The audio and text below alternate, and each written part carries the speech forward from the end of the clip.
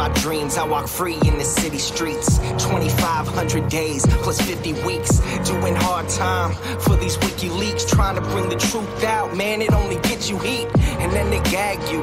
You don't get to speak, and when you get the leak, they try to hit delete. The masses of the masses, they want the shit discreet. That's why my middle finger's up to these sick elites. Free speech, it's the freedom of press. Take your deepest, darkest secrets, never leave them unsaid. If I'm a thief, then I'm a thief for the people you dread. The people of the red, white and blue, you keep them in bed. Seeing the sheep, keep them asleep, deceiving the weak. Keep seeking the leaks till you cease, and I see your defeat. Until I'm deceased underneath a freezing red sheet. Become a dead man, then I hit the switch and release. When Goldman Sachs is your creditor, you kill the messenger. Stories axed by the editor, you kill the messenger. Pay to play on the regular, you kill the messenger. Need to silence any questioners, you kill the messenger.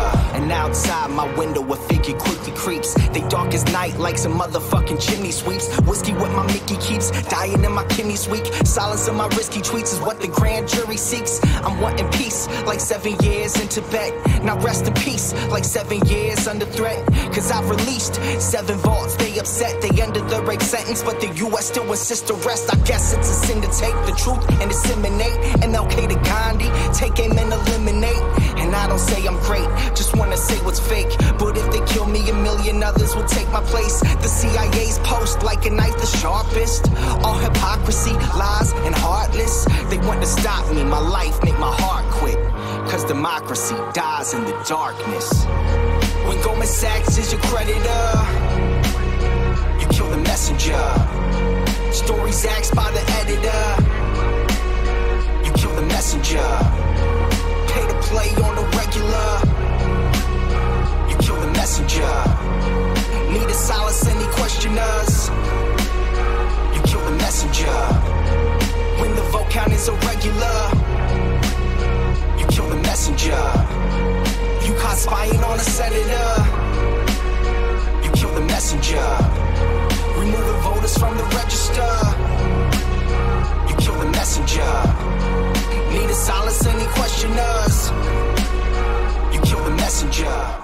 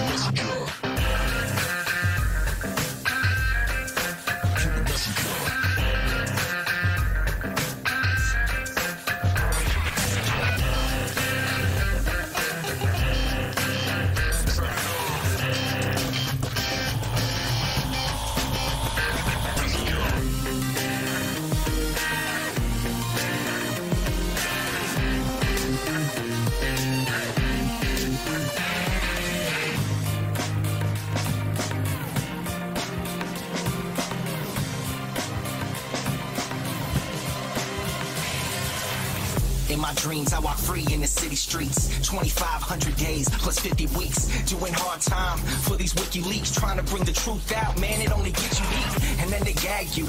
You don't get to speak, and when you get the leak, they try to hit delete. The masses of the masses, they want this shit discreet. That's why my middle finger's up to these sick elites. Playing on the regular, you kill the messenger. Free speech is the freedom of press. Take your deepest, darkest secrets, never leave them unsaid. If I'm a thief, then I'm a thief for the people you dread. The people want the red, white and blue, you keep them in bed. Seeking the sheep, keep them asleep, deceiving the weak. Keep seeking the leaks till you cease, and I see your defeat. Until I'm deceased underneath a freezer red sheet. Become a dead man, then I hit the switch and release. When Goldman Sachs is your creditor, you kill the messenger.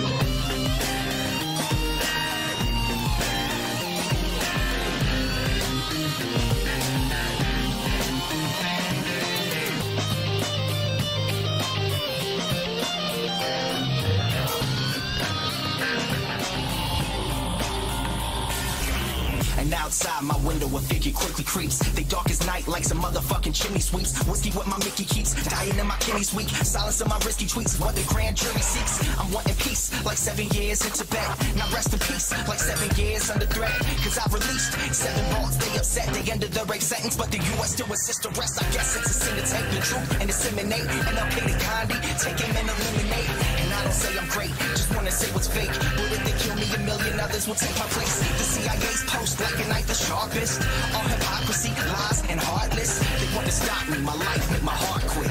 Cause democracy dies in the darkness. Cause democracy dies in the darkness. You kill the messenger.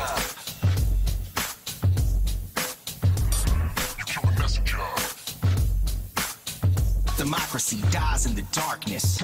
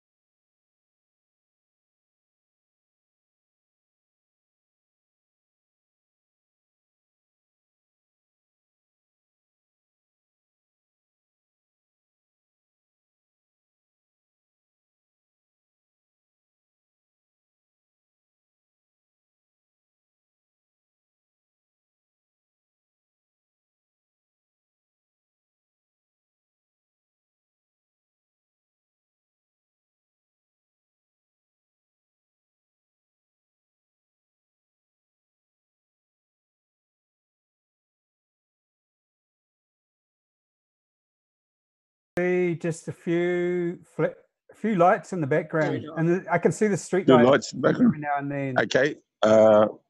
You might need to switch cameras if there's a front-facing or a rear-facing camera. Okay, I'll put an earpiece in the tech person's ear here, because I'm a technophobe. Okay. Nice to meet you. Hey. If you can give Sylv some direction now, so she's got the earpiece in now. Hi, Sylv. Hi. So the problem, I don't think you can see us or nothing, right? It's just a blank screen, right? With an occasional light. So I think... Now, if we face this way, the light, is that making a difference? You probably need to go somewhere. Have we turned up screen brightness enough?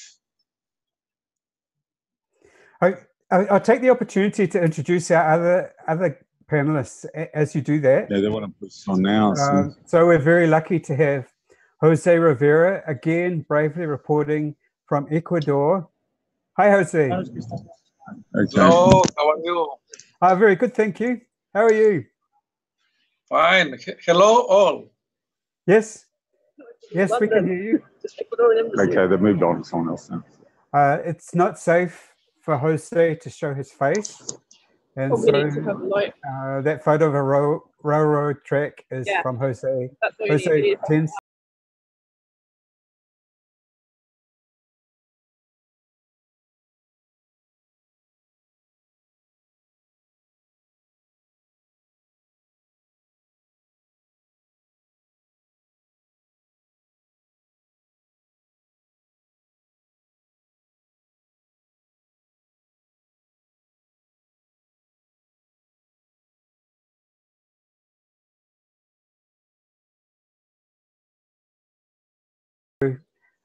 he's got do you want to take care of as well. So I'll just interrupt you briefly. We've just realised that we didn't have any sound going out to everyone. So my apologies for all of you out there in internet land that have been watching us and not hearing us. It's probably for the best. But welcome along to WikiBees number 20. We're doing it live. We're joined here from London, from Ecuador, from New Zealand, and a few other places and people. And I'll let Bruce do his intro again. We are now, in theory, have sound on our video. Fantastic. Sure.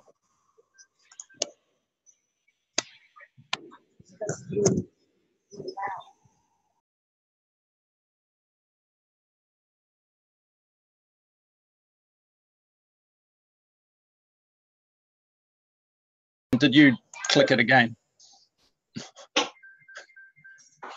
We do now. YouTube's also buffering. Yeah, I'll jump back off again. As long as it's not red, we're live. Cool. Thank you, guys. No, Sean, I can't see anything. You see anything? Yeah. Can you see something? Oh, Bruce, in your hosting panel, you can mute people if need be. So yeah, just understood. Yes. Yeah. Okay. I'm hearing. So, do you have sound now? Can you hear us now? Are they talking to me? Yeah. Hey, what? Hi, Karen. Show your face briefly. Yes. We had no sound for a while. I think we have sound. No, we're not having. We're still. Yeah, we can hear you. That's fine. We can hear you fine. We're just working on lighting. Yeah, go it's for looking it. like the Blair Witch Project. You can hear me clearly? Yeah, that's What was that? Can see you, Karen. You're right. It is like Blair Witch sort of. Yeah, and I don't want to hide my identity. No. You go. Oh, too late for that. I'm the decoy. Just explain it's dark, obviously. That's why I need to hold lights and stuff. Do you want me to start speaking at this point? Or no, we're trying to get sounds going. Okay, you're still doing prep. You're still doing prep, yeah? Yeah, we're still should be really close. Problem. Hopefully we've got it. No, I'm not in a rush. I just didn't know whether to. How many more minutes? Oh, We I don't know. There wasn't way. So we don't have sound quite yet. We're recording this. So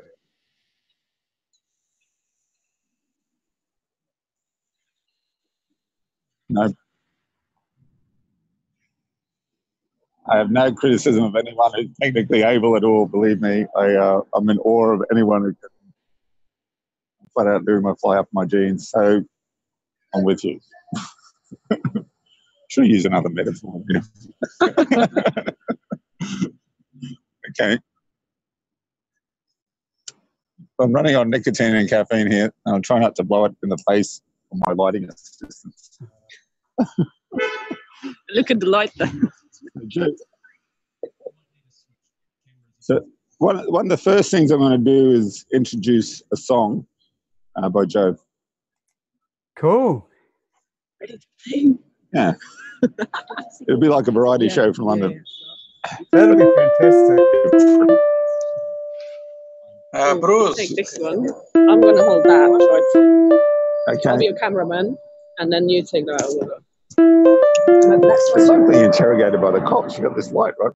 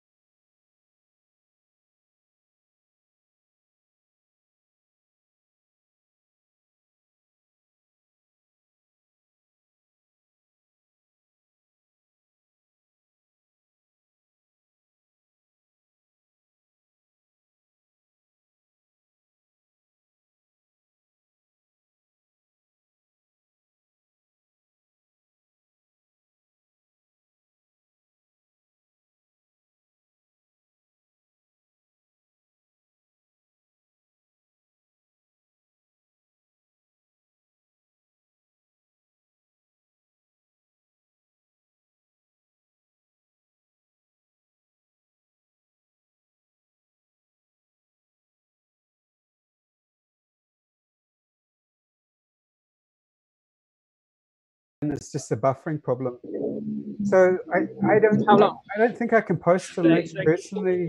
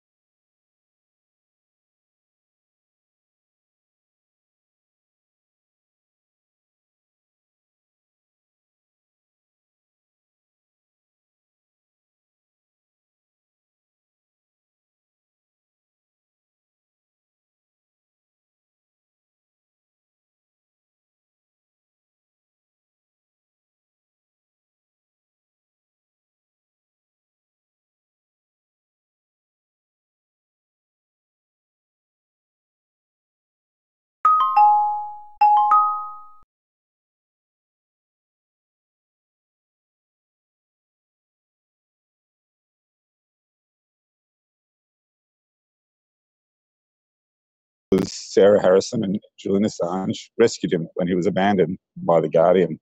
So it's been a particularly cowardly attack for the last 7 months because the person they're attacking is incommunicado, has no right of reply. So it's kind of interesting that it begins with Chelsea Manning being held incommunicado and kind of ends in a certain phase with Julian incommunicado.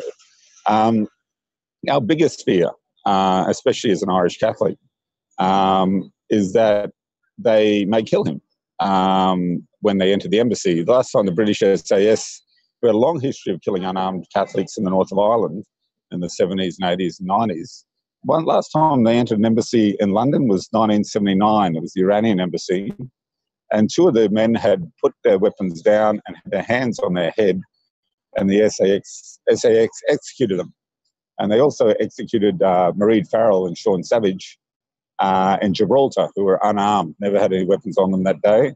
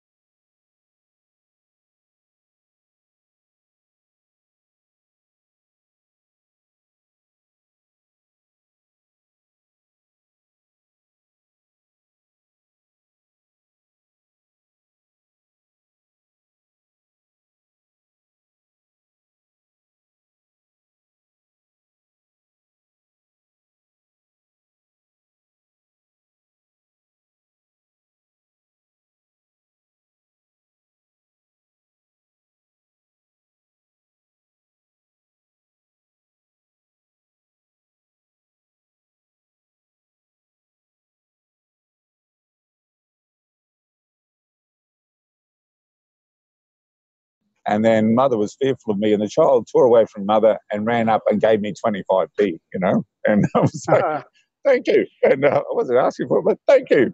And then now, in a place of 24 hours, 4 people from other countries came with hot food. Yes. And then the next night, a Kiwi turned up, and I know there's a lot of Bledisloe's tension there, but he gave me food, and so it's quite a spiritual experience for me, and also to be so close to Julian and physically, like 10 yards, and sometimes it hits you. It's overwhelming what he's going through, as well as not to mention all the children have been slaughtered in Iraq and Afghanistan and Timor, and to know that people on the street have profited. When you realise that the Prime Minister of this country's husband is the largest shareholder in British Aerospace, that is literally making a killing in Yemen today. Now, I was only in this country for 7 weeks when I arrived in '96 to organise around a trial of 4 women who disabled a Hawk fighter that was being sold to Indonesia to use to slaughter East Timorese, and British Aerospace dragged me to the High Court and put a lifetime injunction on me. And they said if I agreed to it being lifelong, they wouldn't charge me court costs. And they did this to 13 people, and 4 of us said we're not going to sign on. We had 2 hours defending ourselves in judges' chambers against it's the firm that represents Rolls-Royce, and we were left with a £100,000 legal bill. And 2 of us went out and broke that injunction. So that ties into Advent, because the Magi, they were injuncted to come back to King Herod and give them the location of the Christ child. And they broke that injunction, and Herod launched a search and destroy mission. Now that goes on today, in Yemen, in Syria, and the list is endless. And all we have to do as first world people is to avert our gaze. I grew up during the Vietnam War. They wanted conscription. Julian Assange is born in Queensland in 1971 when they declared a state of emergency so a racially selected rugby team from South Africa could play a few games. His background, you've got to understand. Now, this city is populated by zombies. Now, what is a zombie? A zombie is someone who can't empathise with the other, whether it's a child in Yemen being killed, whether it's Julian Assange being slowly... it's a slow-motion crucifixion, and it's mental. The cops come here. One night when the Ecuador president was here and we thought he was going to get lifted in the summer, they drove up at speed, they pulled to a halt, and 3 of them jumped out with automatic weapons, And I picked up my... I don't want this to be misinterpreted, my stool, meaning a seating thing, a device to sit on, and I walked with my arms outstretched and sat in front of the steps here. Now, they did that to psych Julian out, Now, when the Americans said, with their nuclear weapons, they wouldn't confirm or deny the presence of nuclear weapons on their ships and planes. Now, that's what they did saying with the indictment. And they asked them, why won't you confirm or deny that Julian Assange has an indictment? They said, literally, we don't want him sleeping at night. So this is a continual attack on his physical body, the lack of sunlight, but also an attack on his mental health, And it's outrageous that people who are like him, like Australians and Queenslanders and people from Townsville, aren't prioritising this. People who are geeks, which I'm not, or, into tech and all that, or people who are on the spectrum, or people who have children, or people who have parents, aren't empathising. So we had a 3-week presence here in the summer, and then we went to Dublin because the Pope was going to Dublin, and we hand-delivered through an intermediary a letter to the Pope asking him to intervene. And we still hope that that's a possibility. I heard the Pope is on his way to Ecuador. I'm not sure if that's true or not. So in Christmas week, we'll be sending delegations to all the nuncios in Dublin, in London, in Canberra, in Buenos Aires, wherever Maradona happens to be. And we'll try and organise that. And we're working on limited resources and tech. And we're also on the 7th of December, which is the 8th anniversary of him being detained without charge. That's next Friday. We're hoping delegations will go to the High Commission here, to Australian embassies in Washington, D.C. We'll be using in Wellington. We'll be using all the contacts we have. And in Australia, people will go to the Department of Foreign Affairs. So that happened on his birthday. There's only one person. So there's one person in Sydney, Dave Smith, the Anglican vicar boxer, went there. My brother, Han Jordan, Tamil, a refugee activist in Australia, and a friend from Derry.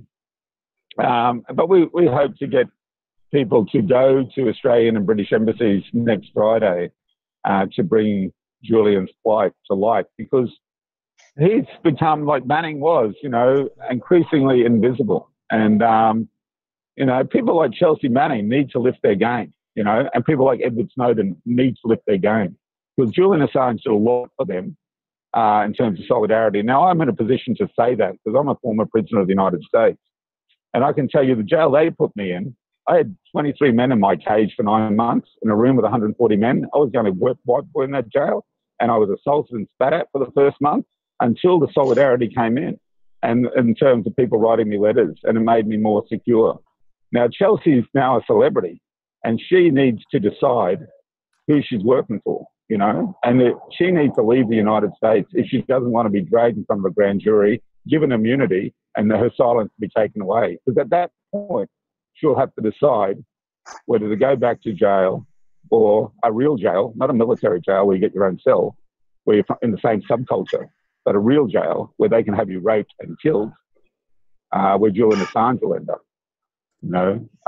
So, Chelsea, Edward, if you're listening, you should be thinking and reflecting on what Julian has done for you, And if Chelsea hadn't joined the military, that she knew tortured people when she joined it, and Edward Snowden hadn't joined the NSA, and Chelsea, who didn't screw up with Lamo, and Snowden went to a better place in Hong Kong, would Julian Assange be in this position he is in today? That's not a rhetorical question. There goes the real party. I don't know. I don't know. If Chelsea hadn't screwed up and got into a chat room with an FBI informant, would Julian Assange be in this position today? Sorry, Julian Kieran, your sound Assange, a professional is coming out a little now. bit. Sorry, what's happening? Your sound isn't very good, Kieran. My sound isn't very good. No, it is. Yeah, yeah. That should be up. Is that better? Yeah, it is better. Thank you. Yeah. I've been holding that up. Okay, we'll sit down now. We're going to move back to where we were before. And,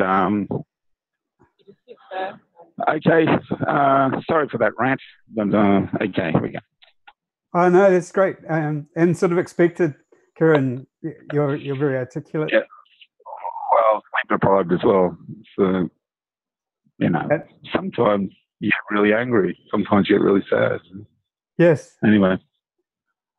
Yes, it's such an important story. Yes. I think they're ended the lesson. So if you have a question, please go ahead. Yes. Inviting questions. Also, anyone in the chat stream and YouTube. That was a wonderful song from you, Joe. So I'm in awe of anyone who can sing a cappella, with no instruments accompanying. And that was wonderfully done. And that was Black Boys by Mopeds by Sinead O'Connor, I think, wasn't it? That's correct, yeah. Yeah, wonderful. Do you want, and so there are three of you there, right? There's you, Kieran, and Joe, and Sil from Hungary, right? Yeah, we're the Camden Catholic worker, and you don't have to be Catholic, you don't have to be a worker. And yes. and so we're an affinity group, and what we encourage is other groups, whether it be Latin Americans or geeks or students or Australians in London, form such a groups with people they trust, because, obviously there are spy cops and infiltrators. And, like the guy who did the security on me at Julian's 40th birthday walked into the US Embassy in Iceland and offered to infiltrate WikiLeaks. So wherever, you shouldn't be naive, so you need to work with small groups you trust and then relate laterally on the basis of nonviolence to other groups you trust. And that's how we've been able to sustain this presence. Yes. Yep. I just type, just asking for any questions on YouTube. So I can. Yep. So, Kieran, I've been following you. I've been following your tweets, and it sounds like you've been very successful in getting a 24/7 presence around the embassy from the Catholic workers. Yeah, I mean, we're a marginal group. I mean, in England, like the United States is the only church-going part of the first world, and that's scary because the biggest Christian phenomenon there is not Methodist or Catholic or Episcopalian. It's non-denominational evangelicals, which means they make this shit up as they go along. Okay, there's no intellectual tradition there. There's no tradition, and the way Christians in Europe would view televangelists, I'm pretty sure it's the way Muslims in the Middle East view the Nation of Islam and whatever kind of, Judaism Madonna is into, or whatever prosperity gospel Buddhism they push in California. So, America is a weird place. So in England, since the early 90s, there have been more practicing Muslims going to the mosque than Christians going to church. Roughly 1 million Anglicans are practicing. They're mostly English. There's 1 million Roman Catholics. They're mostly not English. They're old Irish guys, people from the Caribbean, people from the French colonies. So Christianity is Western Europe largely is post-space. So the Catholic worker, being Catholic anarchist pacifist, is even more marginal and a very marginal phenomenon. So, but we have a rich tradition of prisoners. Our founder, Dorothy Day, she was an anarchist suffragette who went to jail in World War I protesting the war, converted to Catholicism, and then we had people locked up in World War II for resisting the draft. And then we were the first people to burn draft cards publicly in New York in the early years of the Vietnam War, Tom Cornell and others. And then the Berrigans, Daniel and Philip, began to break into draft boards and hundreds of other people to destroy draft files. And this developed into the ploughshares movement that you saw at Waihopai. I gave evidence of that trial in Wellington. They were found now guilty, just like we were found in Dublin. We were found not guilty, $2.5 million damage to a US plane en route to Iraq. There's WikiLeaks cables relevant to the US Embassy's hysterical response to that acquittal, a unanimous acquittal. But, so some of the hammers, one hammer I've still got was used 5 times. Moana Cole, a barrister now, who went to jail with us in the ANZUS ploughshares. We disabled a B-52 bomber in 91. Yeah. She's works with Maori Legal Aid in Christchurch, I think.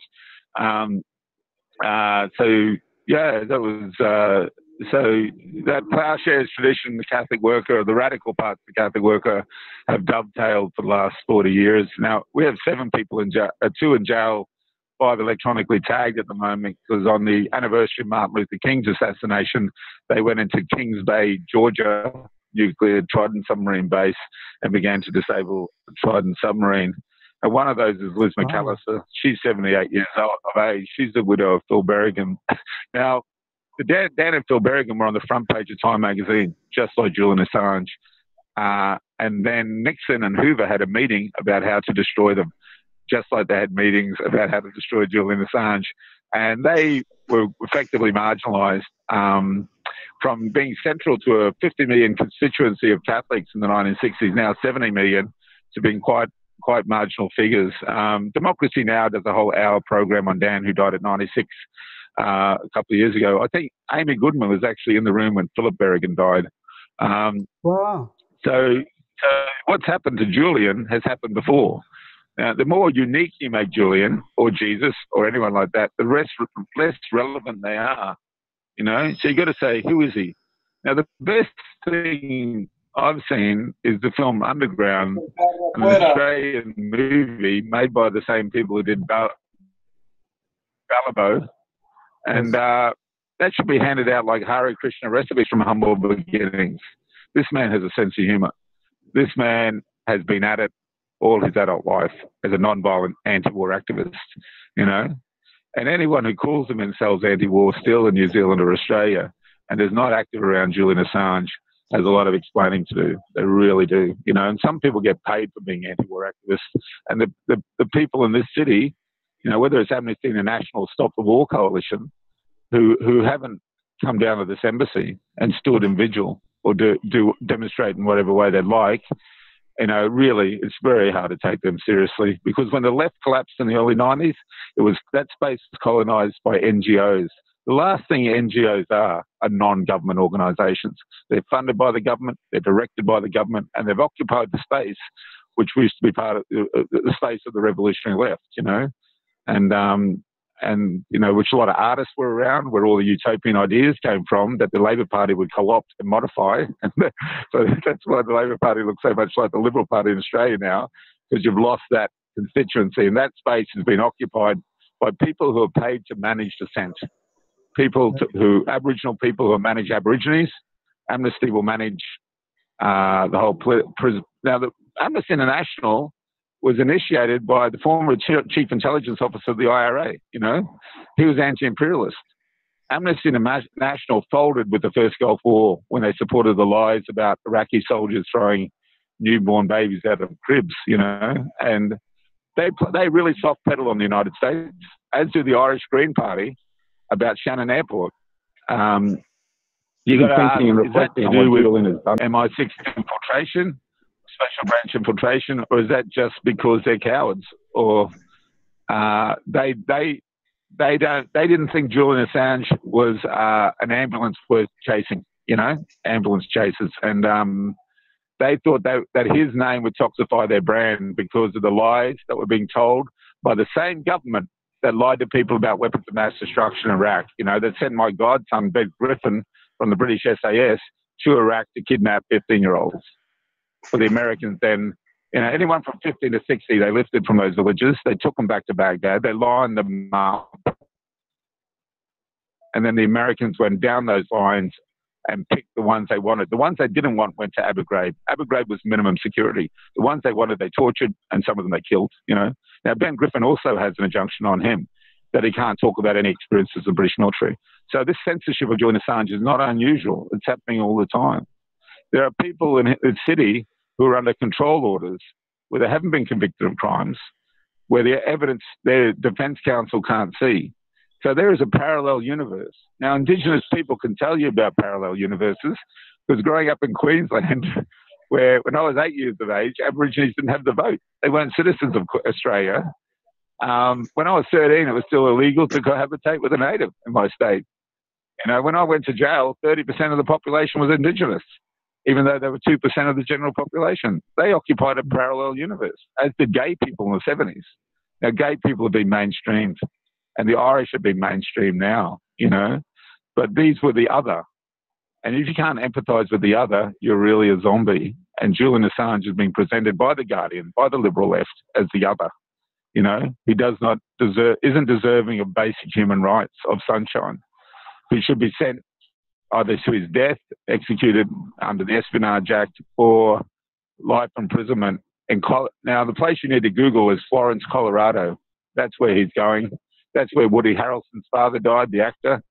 And you Google it, Wikipedia even, they will tell you, a former warden, that it's designed to drive you crazy. You never see another prisoner. And you're not in Europe, which Britain is just about to leave. I wish they'd leave Ireland. But in Europe, they're about to leave Europe. Europe recognises human association as a basic human right, like water, ablutions. Yes. In America, they don't. They've got 50,000 people in solitary confinement in their system. And that's a big difference between Europe and the United States in terms of imprisonment. He's in central London. Knightsbridge Tube is 200 metres from here. When he's in Florence, Colorado, he's got to be a long way from general population. It's an easy time to come and support him. Before they Shanghai him to Durham, when he goes to jail, when they drag him out of this building, they will not be putting him in a London prison. I was arrested near the Canadian border. They had me in Pecos, Texas. They flew me to El Paso, and they put me in a really small town because they had 200 political prisoners then, and they kept moving them around and kept them geographically isolated. That's what they'll do to Julian here in England. And then they'll send him to this. He needs to fight. He needs to stay in this embassy as long as he can. He needs to then fight extradition, and he needs to fight his trial in the United States, And he's not going to be. He needs to be saved by the revival of an anti-war movement, yes.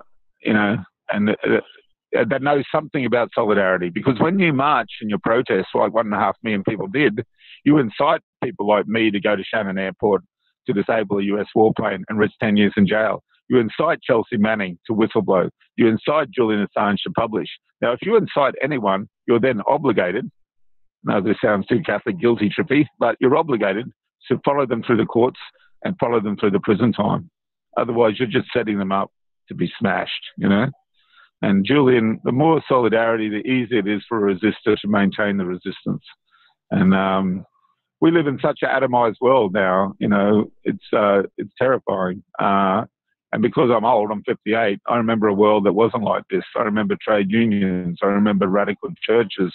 I remember a punk scene. I remember hippies who were political, you know. Now, not all hippies and punks and churchgoers are radical. You know, they co-opted punk rock in 5 years. They co-opted rap music in about 3. But Christianity, we had a 300-year run, you know, before they'd legalized us. And we need to go back to the radical roots of whatever tradition we come from, Buddhist, pagan, Catholic, punk, feminism, whatever, you know. And you know, this identity politics is a scourge. And who, you know, when I was 17, I was being bashed in the streets of Brisbane when they suspended civil rights. Now, with these teenage identity politics kids, who are they going after? They're not confronting the cops. They're going after Jermaine Greer, an elderly woman, and no platforming her from Cardiff University. They're going after Peter Tatchell, a gay man who was gay when it was criminal to be gay and where you'd be poofed bashed.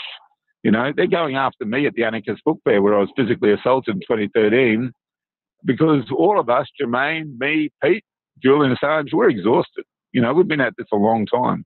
So they go after soft targets.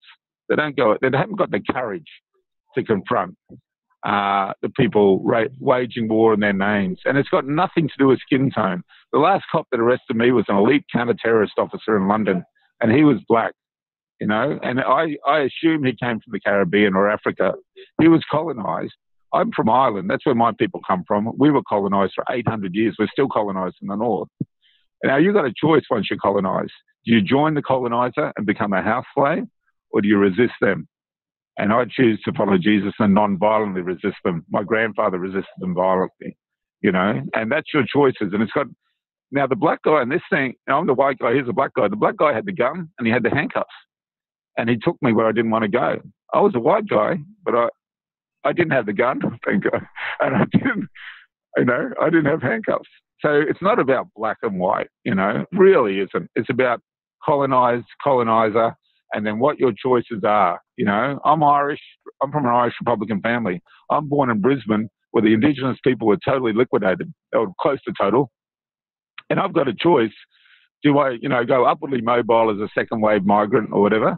Or do I join the resistance in solidarity with those Aboriginal people who don't get to live very long? Now, most of the guys I spent time in jail in Texas with, the Syrian guy, I assume is dead now.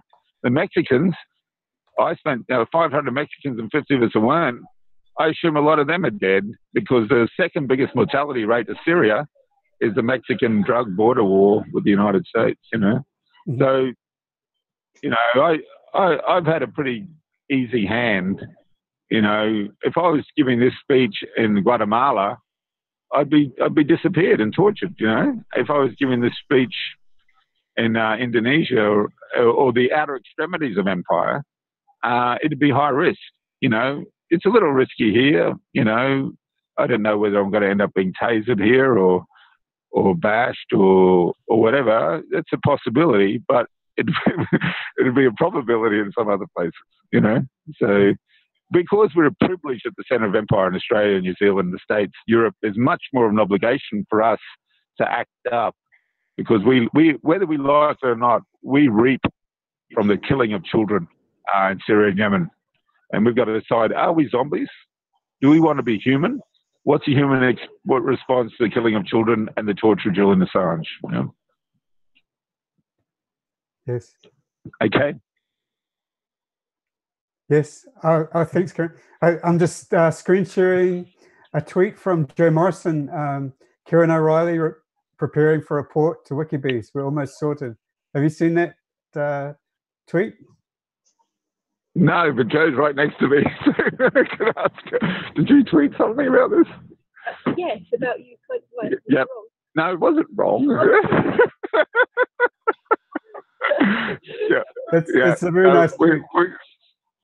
It's a really nice tweet. Oh, good. Yeah. And, Oh, another one I'll screen share, Karen, is your 1991 interview that you tweeted out. So I just share that. That was one from jail, was it? Or yes. Yeah. I was off the drink then. I was running 3 miles every morning, and that was a period when I was young and beautiful. But it's a passing phase, so don't get too attached to it. Yeah. Oh, okay. Can you see the screen now, Joe? So this is your 1991. Do you want Joe to sing another song if you want one? Oh, Joe. You do Tracy Chapman. That's more upbeat. Talking about a revolution. Oh. So this is a wonderful because it goes into your spiritual roots and your history of activism. Very very considered and very spiritual, right? Yeah, I mean, it's spiritual is about, I guess, the opposite to temporal, which is temporary, and it's a search for being authentically human. We believe we're all created in the image of God. You love God by loving other people and trying to stop principalities of power, governments, corporations murdering their children. And it was an interesting interview because the guy had read about me in a magazine, and he owned a tennis club in Houston, and he drove 11 hours and he smuggled in this video camera he used for helping people improve their tennis serves. And then he later went to prison himself twice, really? Ken Crowley. And and also he got a bourgeois running track in Houston, and he should be coming the other direction, but George Bush Sr. and 2 bodyguards, Secret Service. So as he approached, Ken dropped to his knees and said, "Pray for the children of Iraq." And Bush turned around and said, "And for the hostages." And he's thinking, what hostages? So it was probably a reference to Iran in the 70s or something. They call him Poppy Bush because of the heroin trade there during the Vietnam period. Now heroin comes out of Afghanistan. I think there's a theme there. And at the moment, in front of the Ecuadorian embassy, you have scaffolding. Yes. We know what scaffolds are used for, but historically. But now this is unusual because I was a house painter with Phil Berrigan in Baltimore, Maryland. Their community is now based where the wire is set.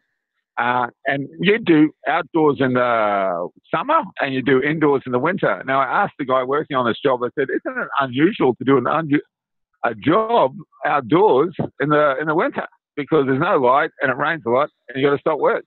And he nodded at me. Now, this scaffolding is here because they want to destroy the optic for US media coverage of Julian Assange or any other media coverage. Because when the Americans cross to London, they want to see Mary Poppins. They want to see things they're familiar with. So they've destroyed the optic. Now, I thought back, because I spent 6 weeks outside the Indonesian embassy in the lead up to the East Timor ballot in 99. And guess what they had around that embassy? They had scaffolding. So this is all an ant to counter any media coverage of Julian's flight. And, these people are smart. Unlike the peace movement, they learn from their mistakes. They refine their techniques. And you had the Stop the War Coalition. They kept people marching up and down empty streets here when they could have gone to Northwood headquarters on the tube. Rob Green, who lives in Christchurch now, he was in the Northwood headquarters when they waged war on the Malvinas, the Falkland Islands. That's where they did their drone attacks from. If you put 5,000 people around that headquarters, you'd create a lot more tension than 1.5 million people walking down empty streets in central London. So you've got to really ask, what are the motives of the paid organisers, the well-paid organisers of the Stop the War Coalition, And you've got to form affinity groups and you've got to work with people you trust and don't be exploited by these people. And these are people who abandoned Julian Assange, So, yes. We've got to learn from our mistakes, And Joe's got another song. It's a bit more upbeat. Yeah. And what is it, Joe? Tracy Chapman, is it? Yeah. Okay. Don't you know they're talking about a revolution sounds like a whisper? Don't you know they're talking about a revolution sounds like a whisper? While they're standing in the welfare lines, crying in the doorsteps of those armies of salvation, wasting time in the unemployment lines, sitting around waiting for a promotion. Don't you know they're talking about a revolution? Sounds like a whisper.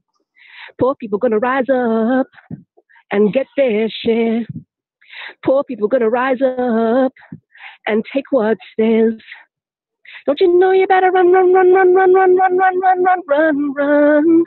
Oh, I said you better run, run, run, run, run, run, run, run, run, run, run, run. Because finally the tables are starting to turn. Talking about a revolution. Yes, finally the tables are starting to turn. Talking about a revolution. Whoa, whoa, whoa. Talking about a revolution. Whoa, while they're standing in the welfare lines, crying on the doorsteps of those armies of salvation, wasting time in the unemployment lines, sitting around waiting for a promotion. Don't you know they're talking about a revolution? Sounds like a whisper. And finally the tables are starting to turn. Talking about a revolution. Yes, finally the tables are starting to turn. Talking about a revolution. Whoa, whoa, no. Talking about a revolution. Whoa, whoa, no. Talking about a revolution. Whoa, no. Okay, we're going to hear next from Hungarian Sylvie. She's a bit shy, but just say a few words, Sylvia. Hello, good evening. Right here by the embassy, where Julian is obviously with us somewhere inside the doors, the windows. Well, anyone who can support, just make some noise, make some words. Yeah, do what you can, where you can. Yeah, stay with him, stay with us. Say something in Hungarian. No. Go on. Good evening, free Julian. Say something in Hungarian. Go on. We're all exposed. Go. No, I'm fine. Okay, she's a bit shy about her own language, but my father could speak fluent Irish. Now I need to put these earpieces back in. So one Irish saying is "Chucky-ala," which is "our time will come." And so yeah, can you hear me still? Is that plugged in? Sorry, I'm muted. Yes, I can hear you, Kieran. And thanks very much, okay. Joe, and thanks very much, Sylvie. Right. And isn't it just So just on that point about language, because Sylvie seems very shy about hers tonight, but radical Christians believe what happened at Pentecost was people spoke their own indigenous language, not the imperial language of Latin. Nothing mystical about Latin. It was an imperial language, as French and English and Chinese and will be.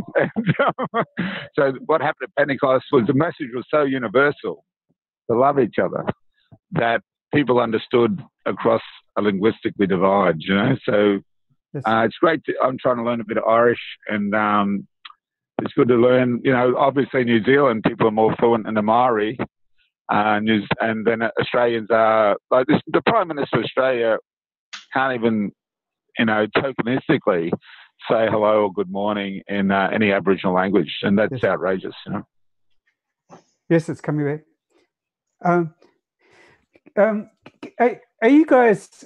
Can you stay for like the 3 hours? Or because I'm very conscious. I'm not going anywhere till the Pope turns up on his Pope-mobile and takes Julian Assange away, or that. Yeah, even the Anglicans cheering that one, and or they step over my body to get him. Okay, so that's my plan. I'm just loving hearing from the embassy, and isn't it just so important that anyone can make a difference by turning up at the embassy? If you're in London, that's such a good way of helping Julian, isn't it? Yeah, there's a couple of groups who are here. Like we're a kind of a closed group in the sense lots of people drop in and we chat. I've had so much history of infiltration. In Brisbane, we used to have our anarchist meetings with Dan Van Blarkham, who was a special branch asset at his printing press for about 5 years. And then in Liverpool, we were infiltrated by a former member of 14 Company, went under the name Alan Fossey. He was working for a private intelligence company that was being paid for by British Aerospace.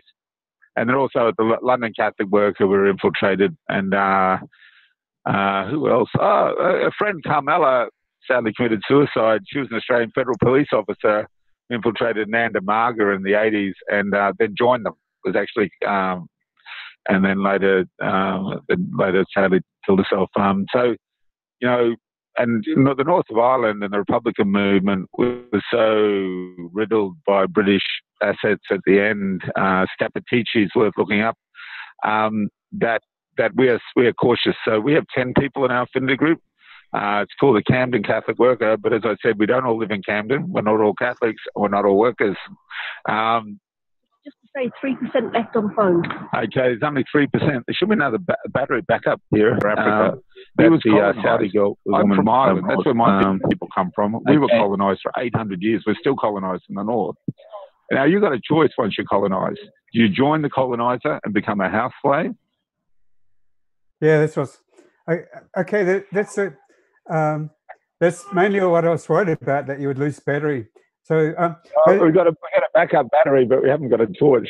We're desperately looking for it, and if we drop off, we'll come back on. Yeah. Yeah, but, I'll take the opportunity to talk to Jose from Ecuador, and then hopefully come back to you. So thanks for. No worries. I'll have a look for it. Okay, yeah, great. Yes. You can listen in there. I'll look for it. So I'll mute you for the moment, Kieran, or if you, do you know how to mute yourself? There's a mute button if you can mute yourself, because if I mute you, I'm a little bit worried that I won't remember to come back on. Is that to us, Kieran? Yes. Yeah. So you want to mute? Can you see a mute button? No, it just says recording at the top. Let me press something at the bottom there. See if bottom left-hand corner.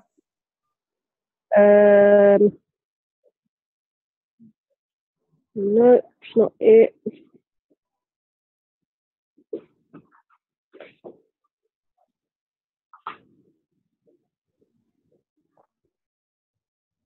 Well, you got it. Thanks. So that's been wonderful, and hopefully they can stick around, and we'll talk some more.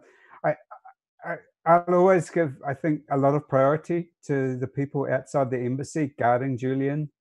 So that's why, they've been talking for so long and singing songs, and I really enjoyed that segment, and I can't really think of anything better that a Wikipedia could be doing than having a report live from right outside where Julian is, from the vigilists who guard 24/7 Julian Assange, getting into the London winter, sometimes below freezing, sometimes just above freezing, and rain, just freezing rain. So, but also wonderful is to have Jose here from Ecuador. Ecuador is the embassy where Julian is, and the Ecuadorian people and the former Ecuadorian president were wonderful to Julian and saved him when the US and the strongest powers of the world were trying to get him. But now they have a new president who's called Lenin Moreno. So, Jose. Hello. How are you? Hi. So, sorry for the long wait. Yeah, that's fine. But very, very pleased to have you on again, reporting from the rapidly changing situation in Ecuador. Yes, as you know, we still don't know who is going to be the new ambassador at the Ecuador embassy in London. Yes. I was surprised. I am surprised that he hasn't, named someone to go over there as an ambassador, and it's kind of strange, to have an embassy without an ambassador. I don't understand. Something is going on there for sure, because Yeah, so the scaffolding's going. Jose, did you know that the embassy changed ownership earlier this year? I am not surprised, and I was waiting for that move. In February, if I remember correctly, the embassy was bought for £100,000, which doesn't sound like very much. Free lease was bought for £100,000 by, I think, a rich, maybe even royalty with the United Arab Emirates. Certainly someone very, very wealthy, billionaire, I think, from the United Arab Emirates. If I'm remembering correctly, I saw it in a tweet, bought the embassy in February of this year. I'll try and find that tweet. I can't do it now. Yeah, so they have the scaffolding at the outside of it, of course. So there's a lot going on, and they're trying to get rid of him one way or another, aren't they? Yes. Well, because you see, how could you evict a person from a building? Either a new owner, or a new lease, or a reconstruction permit, where you have to empty the whole building due to reconstruction. So those are three possibilities, that should be expected. Yes. By us. So the easiest one is just any of those three. Yes. They say, we are going to rebuild the building and you have to live, and we'll give you 3-4 months to vacate the space. Yes. And so I don't know what we would do in a situation like that, where he would have to leave the embassy. Yes. That's when I saw the scaffolds, that's what I thought first, maybe a reconstruction permit or something like that. Yes. So that's why I had asked someone in London to go to the building department in London and find out the permit, what kind of building permit they have for putting those scaffolds there, because they do need a building permit for that in the city of London. So, so it should say, the reason why they have it there. So, in the Ecuador news, the taxi drivers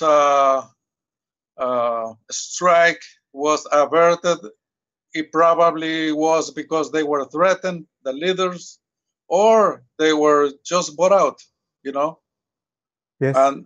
And the students did a protest, and they were met by the police, and the police arrested some students,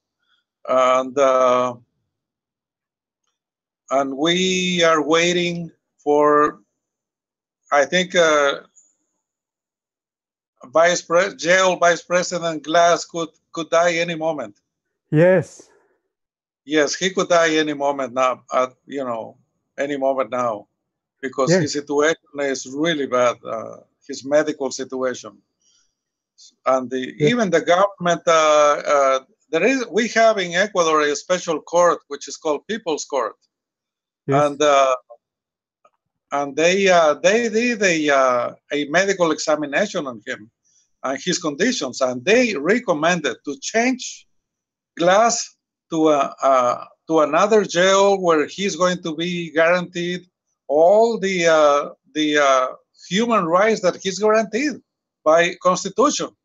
Is this very recent? Yes, there is an order by that court, but the government.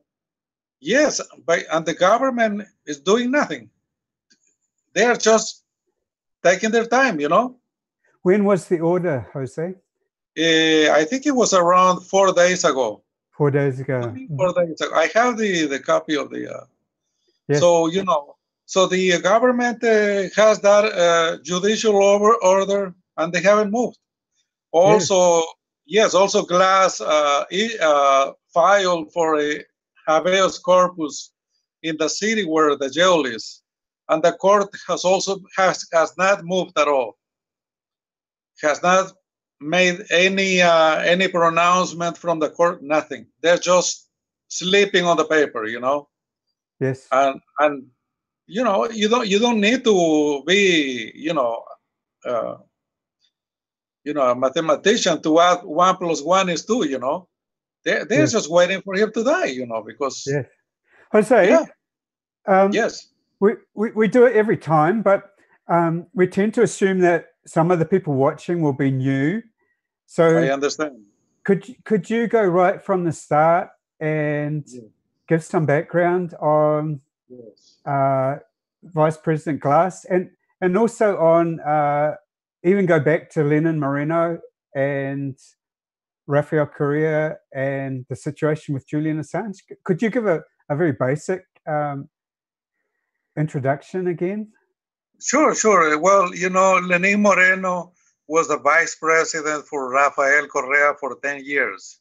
Yes. And then he went to Geneva to work for the handicapped.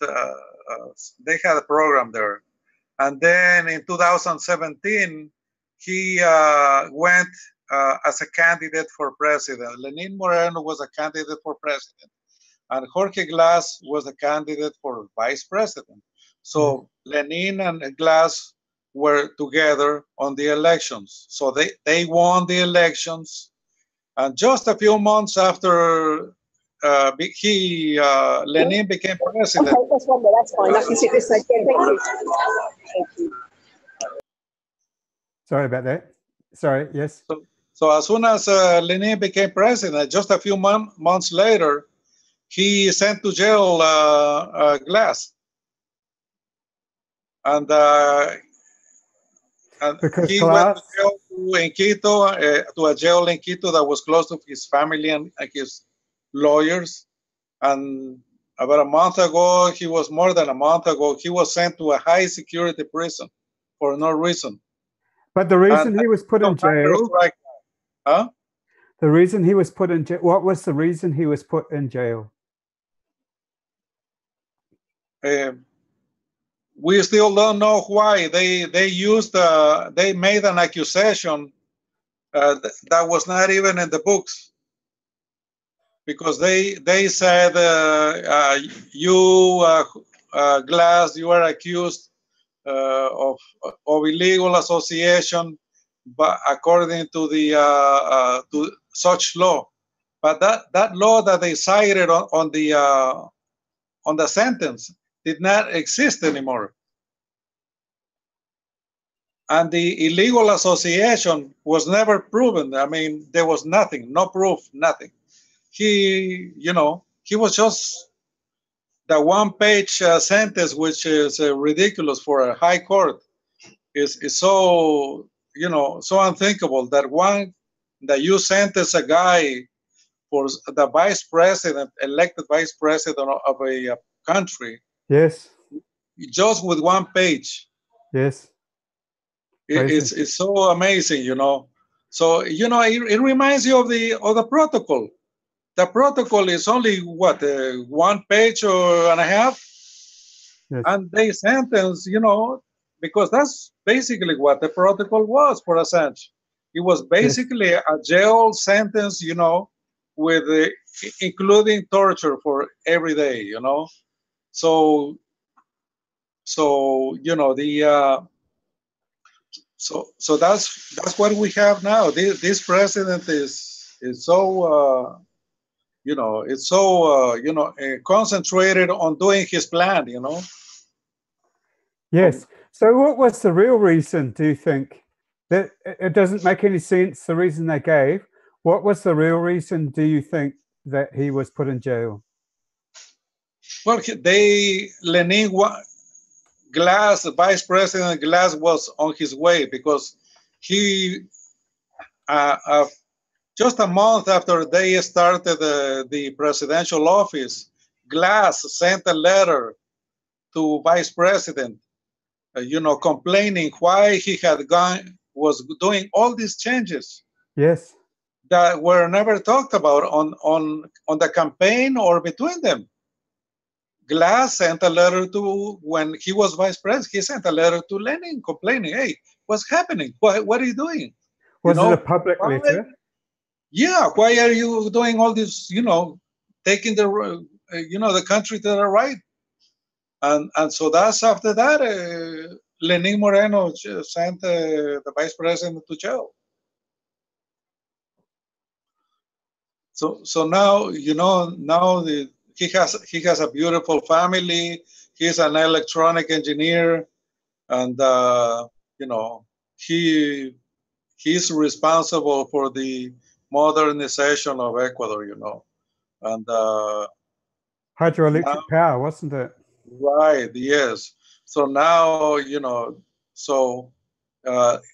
Glass was sentenced in around November. Yes. And during the soccer final of Ecuador, when everybody was yes, yeah, when everybody was distracted with the game. Yes. So Lenin. So that's these sorts of things, Yes, and as I understand it, Jose, he was in a local prison, and then Moreno moved him to a worse prison in the south of Ecuador. Yes. Is that true? Yes, south of Quito. South of Quito, yes. Yes. And at that stage, or around that stage, just after he started doing a hunger strike. Yes, he did.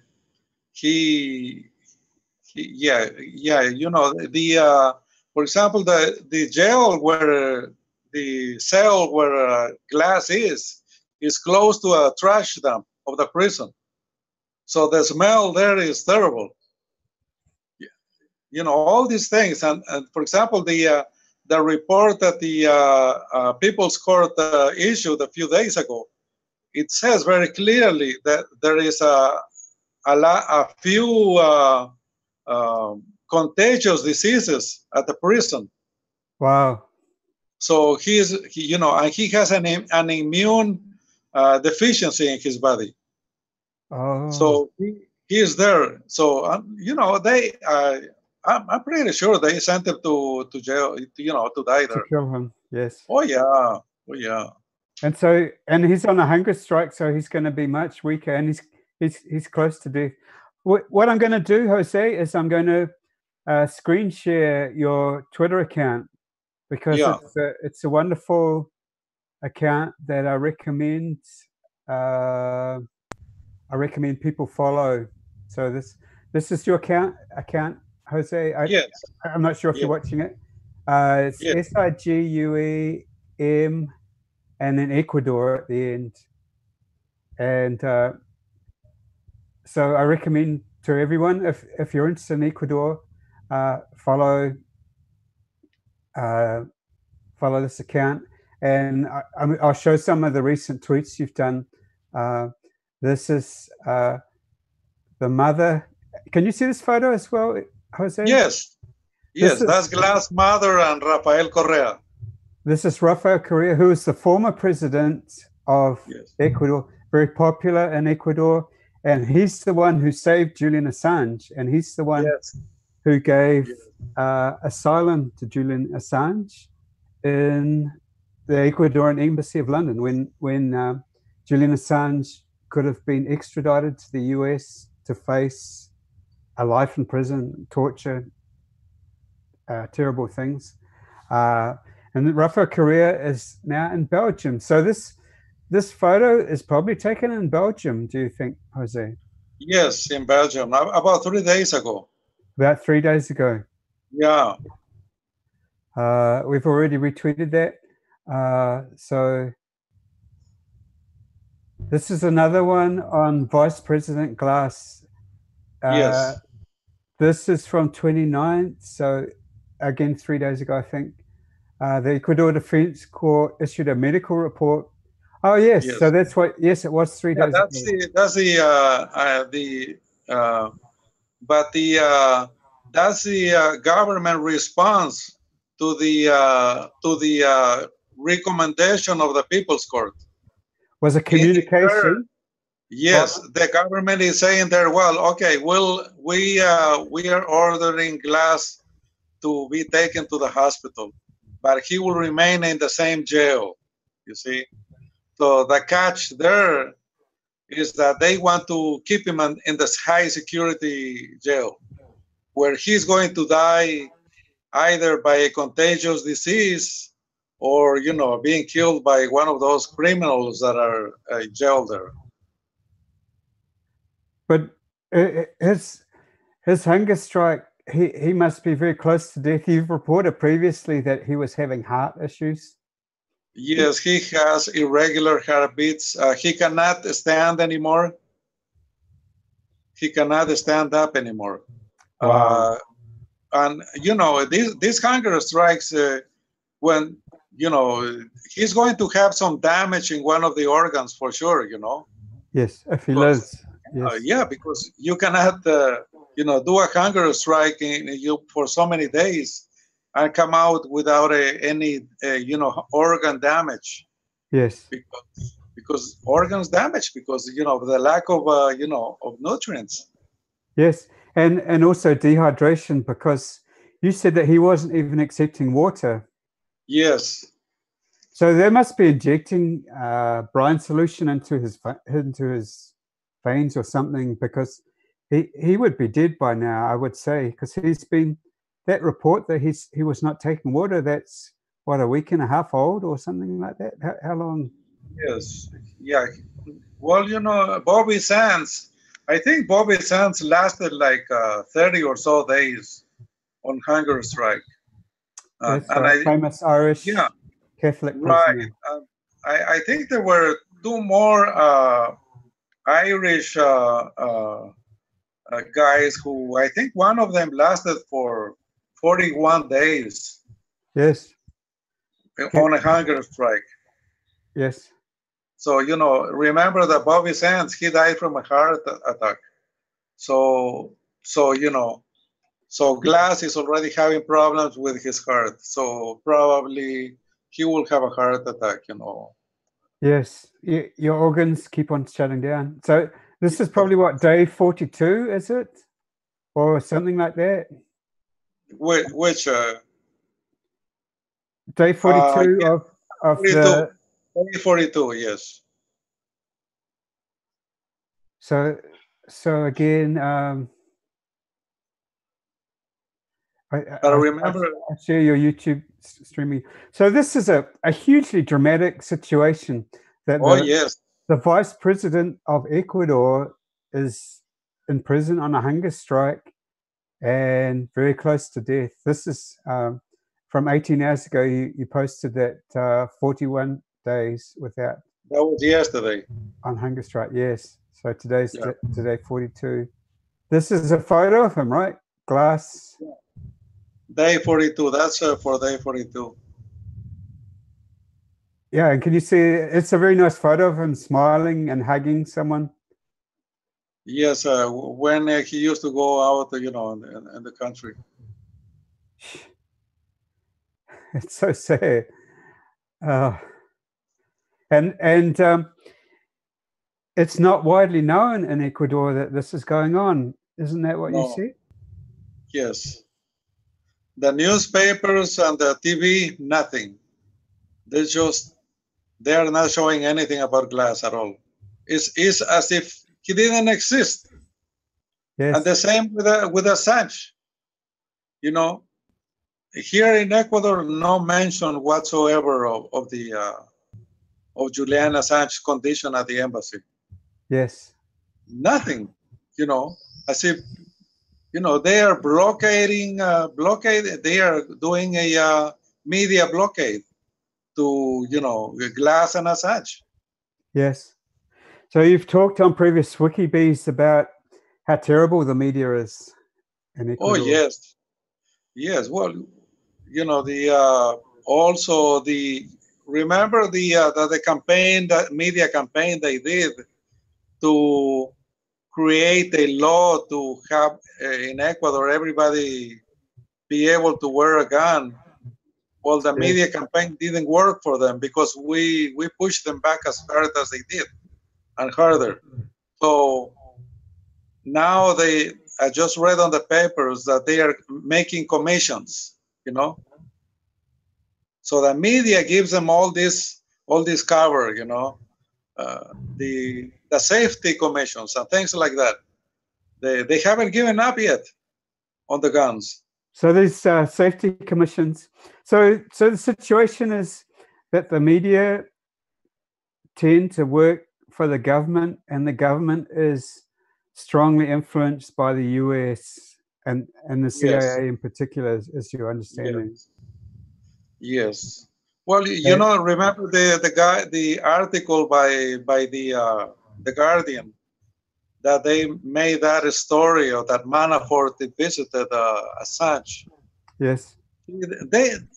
But you see, 2 weeks before that article, those two guys, those two reporters, one of the reporters for the Guardian, were here in Quito talking to the guy who's you know, an informant for the CIA. So you know, it's no coincidence. Yes. So they, you know, they prepared that article. You know, that's why they met here in Quito. I'm sure they prepared that article, you know, at that time, and they just waited for the good moment to you know, to release it. Yes, yes, we were going to talk about that later. But let's see, I can talk about that. So the background to that is that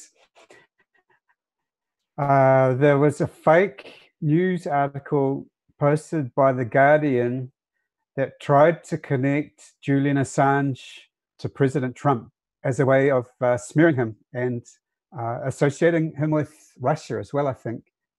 So there's that's big news. That's big news in the US as well. So let's see. I'll try and I will show that article. I'll do another screen share.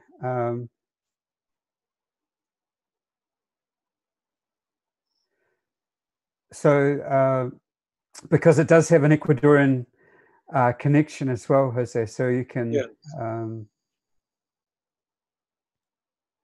comment on it. So let's see if I can. I've got some tweets, but not really in order. So this is, if you can see this is a tweet from WikiLeaks. Right. WikiLeaks launches a legal fund to sue The Guardian for publishing an entirely fabricated story. And the name of the story is Manafort held secret talks with Assange in the Ecuadorian embassy. And Manafort works for Donald Trump. He was, I believe, the campaign manager for Donald Trump.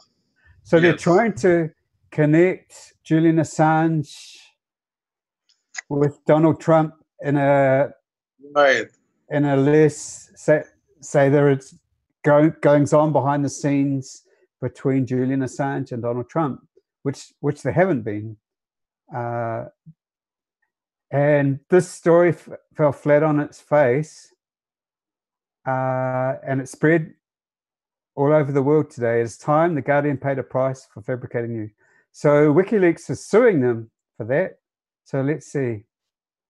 The story is complete rubbish, and the Washington Times, I believe, examines the passport of this person who was supposed. The Guardian claimed that he met Julian Assange in 2013 and 2015 and 2016. And this guy didn't even visit the UK in 2013 or 2015. So the story is just completely ridiculous. This is the original report from the Washington Times. His passports show he wasn't even in the country, so how could he have met Julian Assange? Another one from WikiLeaks, they're going to sue for fake news producers like The Guardian, because Julian Assange gets such bad press from the corporate media who, you know, smear him all the time. And that's that story from, here's another report. This is a news report that they're suing him. That Guardian story is actually, it says it's from Quito. Yes. Yeah, that story was planned here with that Ecuadorian CIA guy, and you know you see they have a whole industry, media industry, international media industry to discredit people. You know, yes. So and I think I saw the 3 days ago the BBC was still banging that something like that, but they were making other theories, and they put charts with graphs and everything, connecting Manafort with Assange, Yeah. and they are so that's what I said. This is no coincidence that this article appeared, and the whole media industry, international media industry, grabbed it and made it explode, in the world. So what happens to a lot of people who don't read, the articles after that? Because if you realize, for example, the discovery that the Guardian lied, because they lied, they made up that story. That part does not explode in the international media. So very few people see it. You see. Yes. So it doesn't explode. Yeah, it just stays, within the Guardian, and that's it.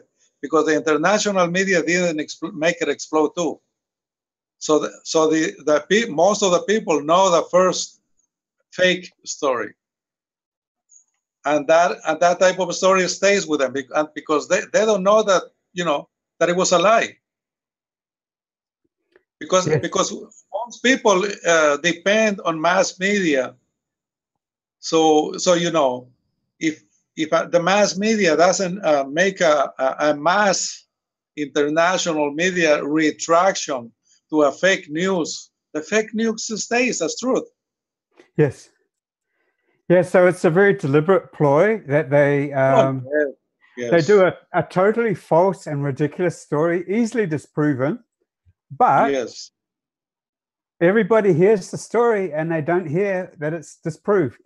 So they smeared Julian Assange, and all that he can do about it is sue them, which is very difficult.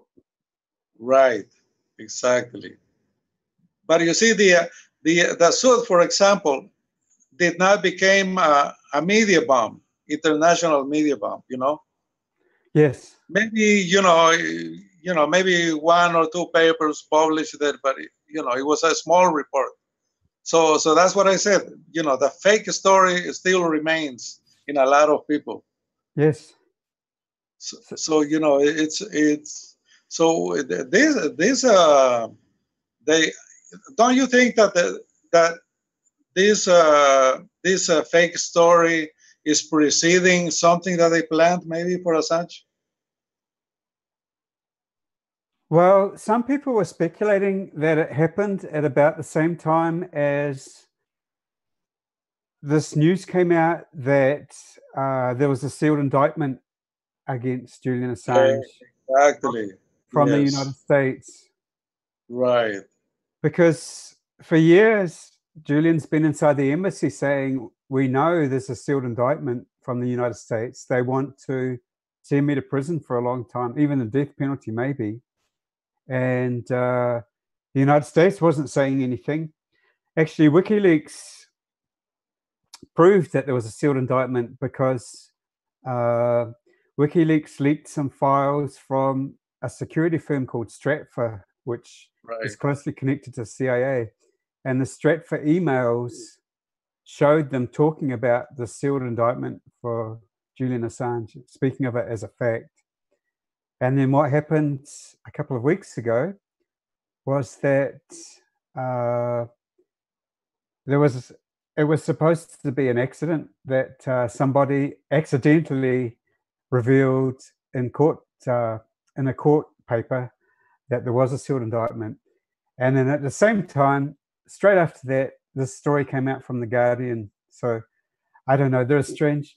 You have to sort of read the tea leaves, I suppose, and it's almost not worth guessing, but it's another one of these crazy developments that are going on with Julian Assange. So everything quickening. You know, there's a lot of events happening around Julian Assange.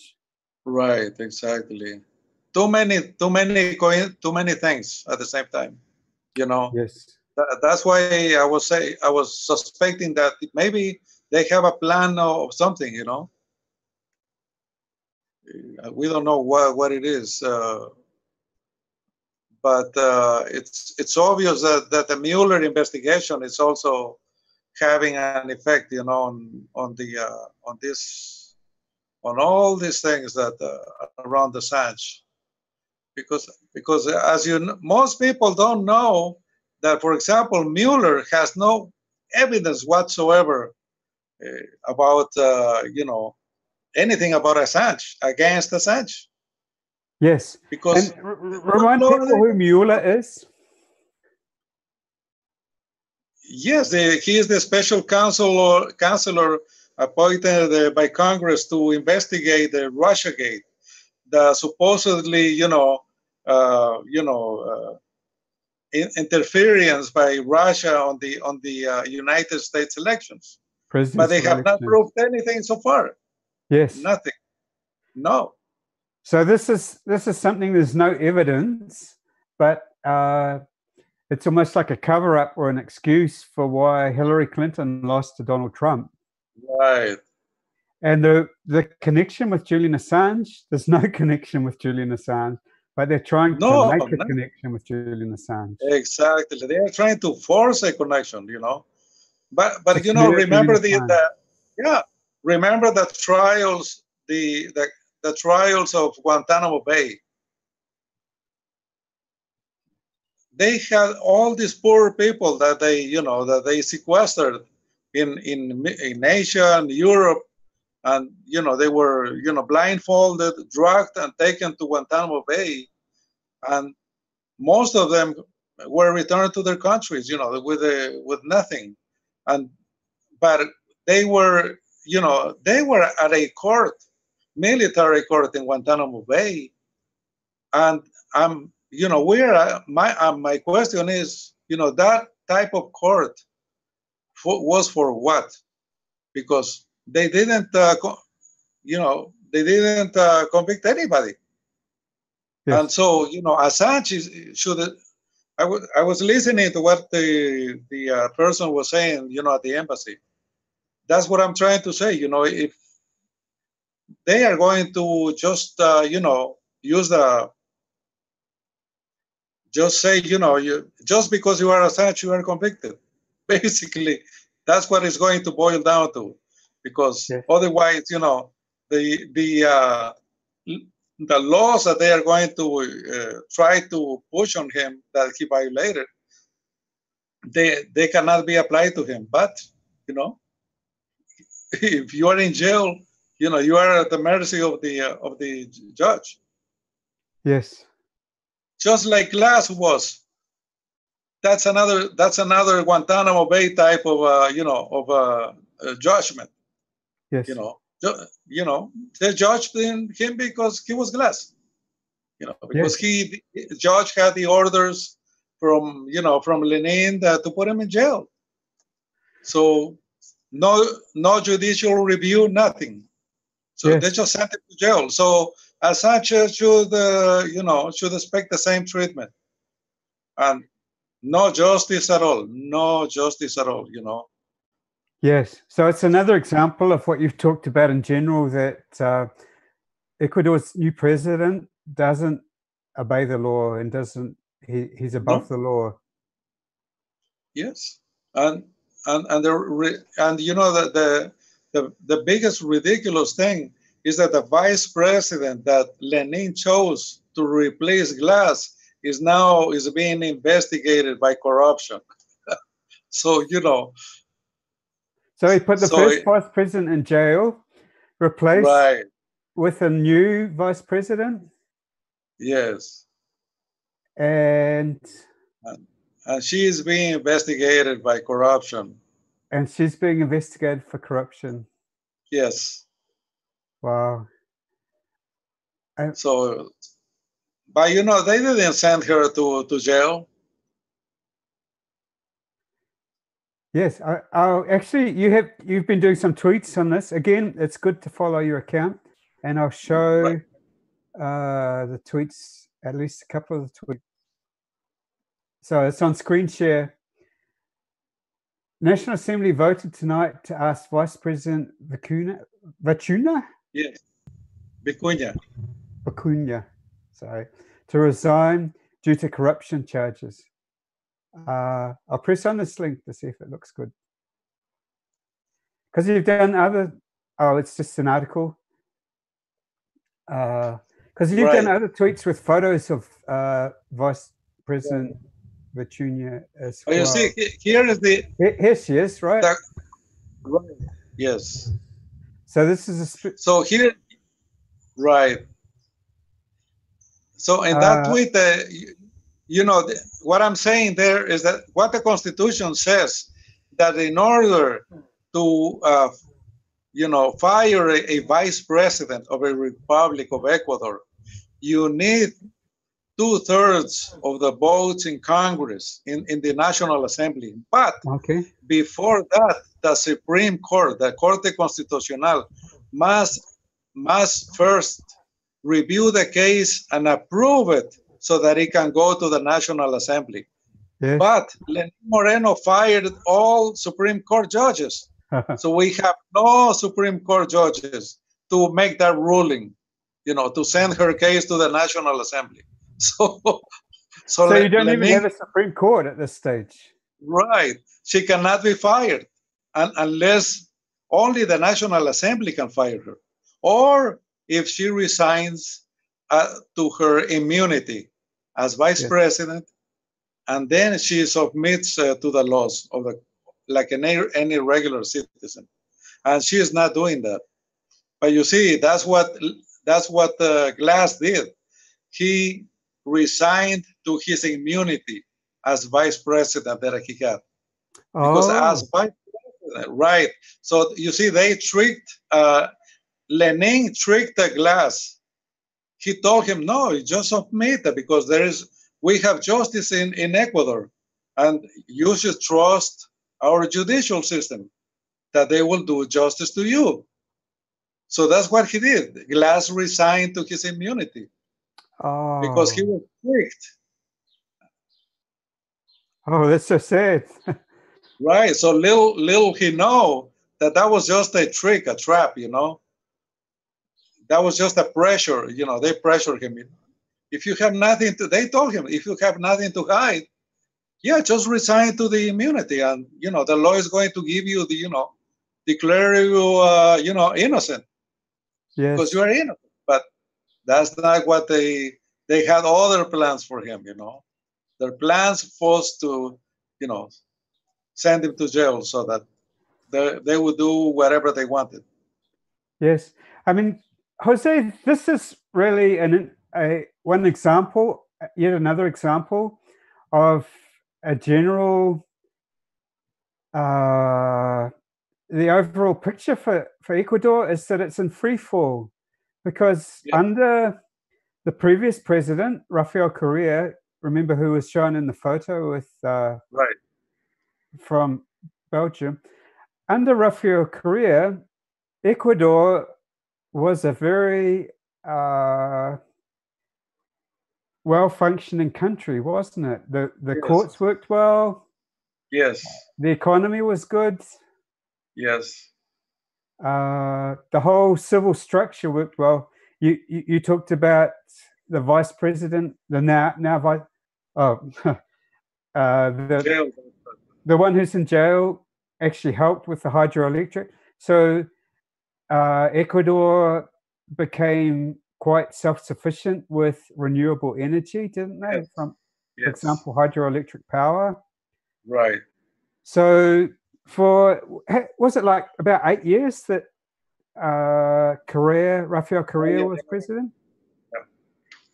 So during that time, Ecuador made a lot of progress and became one of the strongest countries in Latin America as an economy. Yes. And they were completely independent. They kicked out the CIA from a military base there. So it's really heartbreaking that the country was so prosperous and functioning so well, and they also were successful in suing overseas oil company Chevron for massive pollution in Ecuador. And now all of that, just in a matter of what, 18 months or so? Yeah, right. Has fallen away. Yes, all of it. In fact, you know, 2 days ago, there was a newspaper article that Lenín Moreno is about to ask an emergency loan because because he has taken the country to to almost bankruptcy. So here's the thing. He's going to borrow money to pay the interest on borrowed money. Is it with the IMF? Right, exactly. Who else? You know, it's big business for them because they live of interest, you know. And they control the country after they get. Well, they control the world, really. Yes, once the country becomes financially dependent on them, right, they're in big trouble. And just 18 months ago, this would have been inconceivable. Exactly, inconceivable. So it's a terrible situation. So you know, in this Wikibees, I mean, we hear a lot from you in Ecuador, and it relates to Julian Assange because Julian Assange relies on this country that's now in free fall, and the president has described Julian Assange as a stone in his shoe. Yes. The new president wants to get rid of Julian Assange. Yes. And the United States would be very happy to grab him. Yes. So this is why it's an emergency for Julian Assange. Oh yes, it is. We don't know how long he's got. He's not secure. He's in an embassy with scaffolding, with a whole lot of things going on. Yeah. So, yeah, a crazy story. Anything else from Ecuador, Jose? No, that will be all. I gotta go, but it was a pleasure to talk to you guys. And you know, this is a labor of love that we are all doing because we do it, you know, because of our you know, we care about the humanity and we care about Assange and you know, and Glass and all the injustices, you know. And I would like to invite everybody to do their, you know, whatever they can to help Assange and yes, yes, and to everyone watching, if you're on Twitter, Jose is a wonderful person to follow on Twitter, and there are also photos of you doing holding up a banner, protesting what's going on in Ecuador, and also the banner has a Free Julian Assange banner on it, hasn't it? So So thanks so much, Jose, for what you're doing in very difficult circumstances. Yes. You can't even show your face because it's too dangerous. No. It's too dangerous, yeah. So, well, I bid you all well and take care. And let's keep fighting. Please don't give up. Don't give up, people. All people who are hearing me, please don't give up. In fact, if you have friends, if you have anywhere you go, please, include more people to join the protest. That is very important. Thanks so much, Jose. Okay, take care. Take care. Okay, take care. Bye. Bye.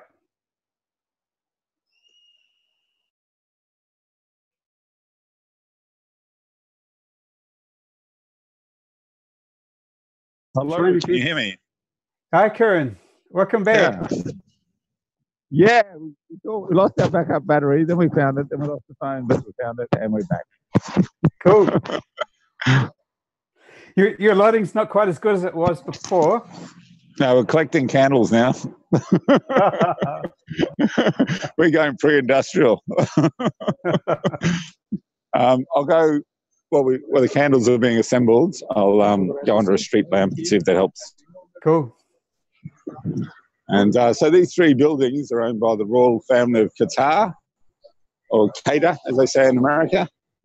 And this one I'm in front of was a Crown Court. And my boss in Ireland at a homeless shelter, my CV is basically work with the homeless, became homeless. But he was sentenced from this court in the 1970s as an anarchist squatter for resisting the police.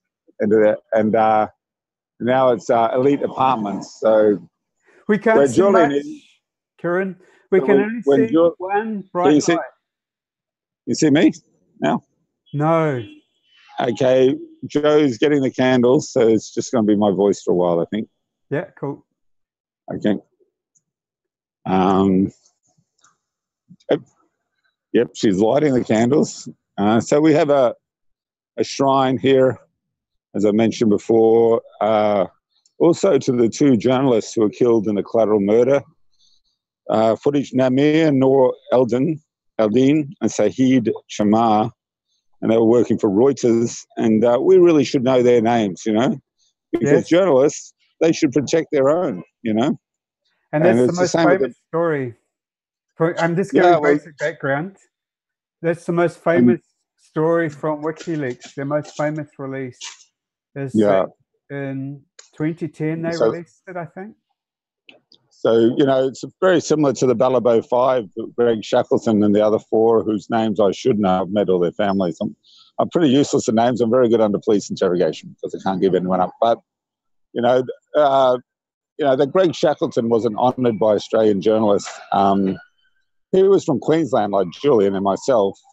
And when we invited his widow, Shirley Shackleton, on the 20th anniversary of his killing to Brisbane, that was the first time she was ever invited to Queensland since the killing of her husband. So that shows you how marginalised his memory was, and the movie Balibo, the same people who did the film Underground on Julian, Tony LaPaglia, used to be a great goalkeeper until he was 25, then went to America and became an actor. He's in both films, and they're both worth seeing. I lent Julian my copy, and I still haven't got it back. But I'm sure he's pretty busy.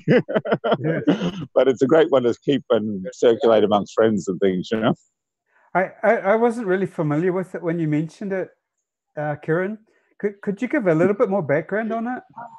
About the Underground movie or the Balibo movie? Balibo. Okay, so what happened was basically the Portuguese Empire. Portugal had a dictator like Franco, and he was trying to hang on to his colonies in Africa and Angola. The footballer Ronaldo, his father was a conscript in the Angolan War. Oh. And this was in the 1960s, 70s, and the American army was being radicalized by the Black Panthers and others. And the same with the Portuguese military. And those conscripts returned and had a fairly non-violent revolution called the Carnation Revolution in Portugal. Yes. So one thing they did was they rapidly pulled out of all their colonies, including Timor-Leste or East Timor. East Timor was Catholic.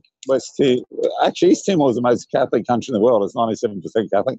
West Timor is Protestant for some reason, and the rest of Indonesia is predominantly Muslim.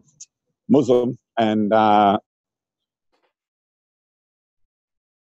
the Timorese have a kind of Catholic animism. Of course, West Papua are being colonized by Indonesia as well. But so just before the invasion, as Indonesian military forces were assembling, and this was at a very specific time in Australian history, because this is when Gough Whitlam, elected Prime Minister of Australia, was sacked by the Governor-General, the Queen's representative, with the help from Rupert Murdoch. Marshall Green, who was the ambassador, Marshall Green was previously in Santiago for the Chilean coup, was in Vietnam. And this is what bestowed Christopher Boyce, The Snowman, the Falcon. That's another movie. It's the David Bowie soundtrack. All these movies were great films, but you never see them. They're suppressed. I went into every DVD store when I was back home in Australia, could not find Underground. Wow. And the same with the only time I ever saw The Snowman, the Falcon was when I was in custody in Darwin. They had it on internal video in the jail. And so it's worth looking for. This Is Not America is the David Bowie soundtrack. And it's Sean Penn. And it's the guy who played James Bond, Tim Dalton. So these are big actors. Yes. And it's amazing what stories get suppressed and what gets celebrated, in this culture. And, like a film like The Crying Game that was nominated for an Oscar, a film by Warren Beatty called Reds, which was nominated for a series of Oscars. It's pretty impossible to find that available in any DVD store.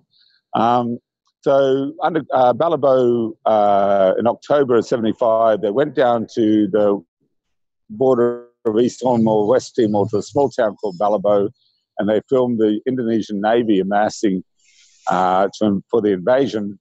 And they were murdered, and the guy who led that raiding party illegally into East Timor later became a minister in the Indonesian government. And what you had was you had Gerald Ford, I think, and Henry Kissinger in Jakarta, I'd say 3 days before they sanctioned the invasion of East Timor.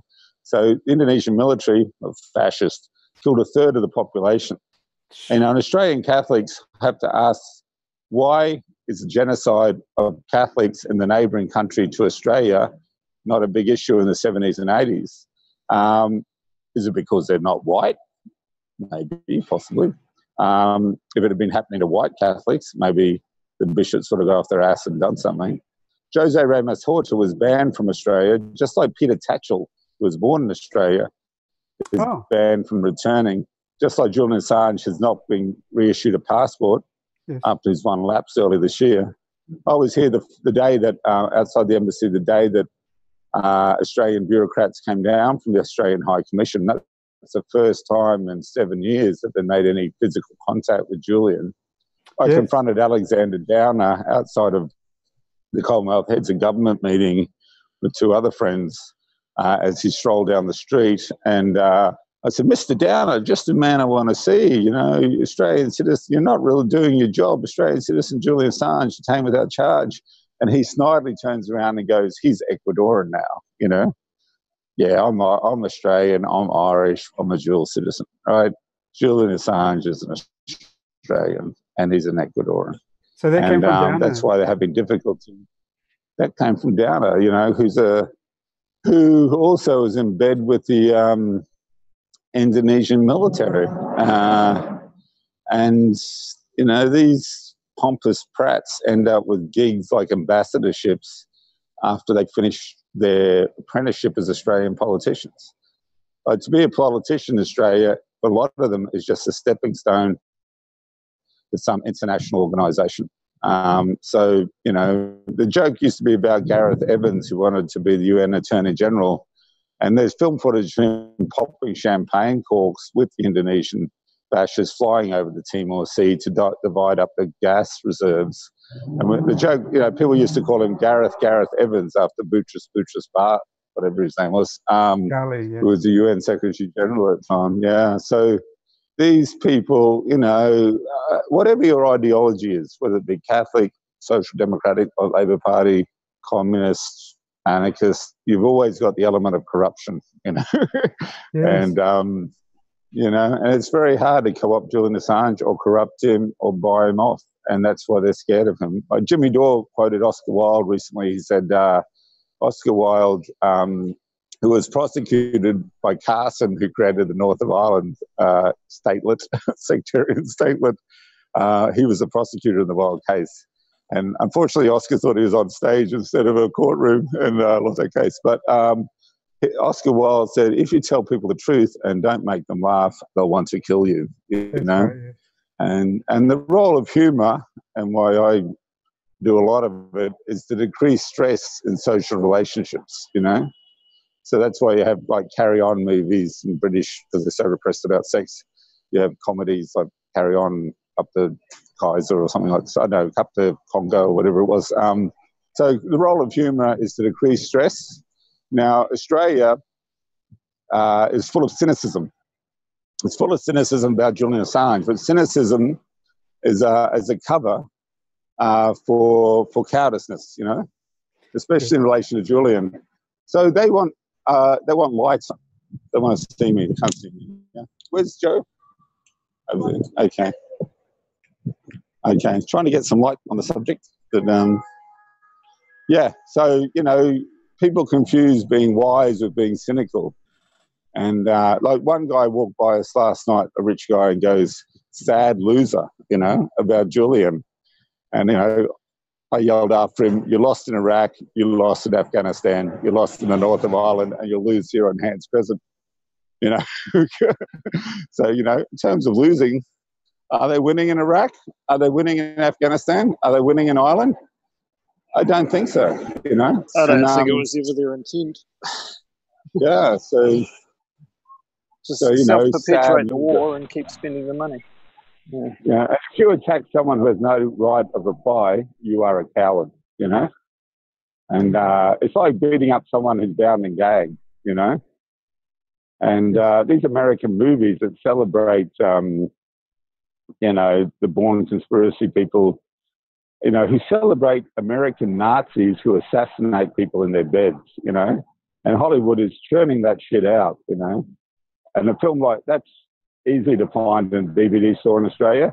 What's hard to find is films like The Crying Game, like Snowman and the Falcon, like Underground, like Ballabo. So it's not a coincidence, Yes.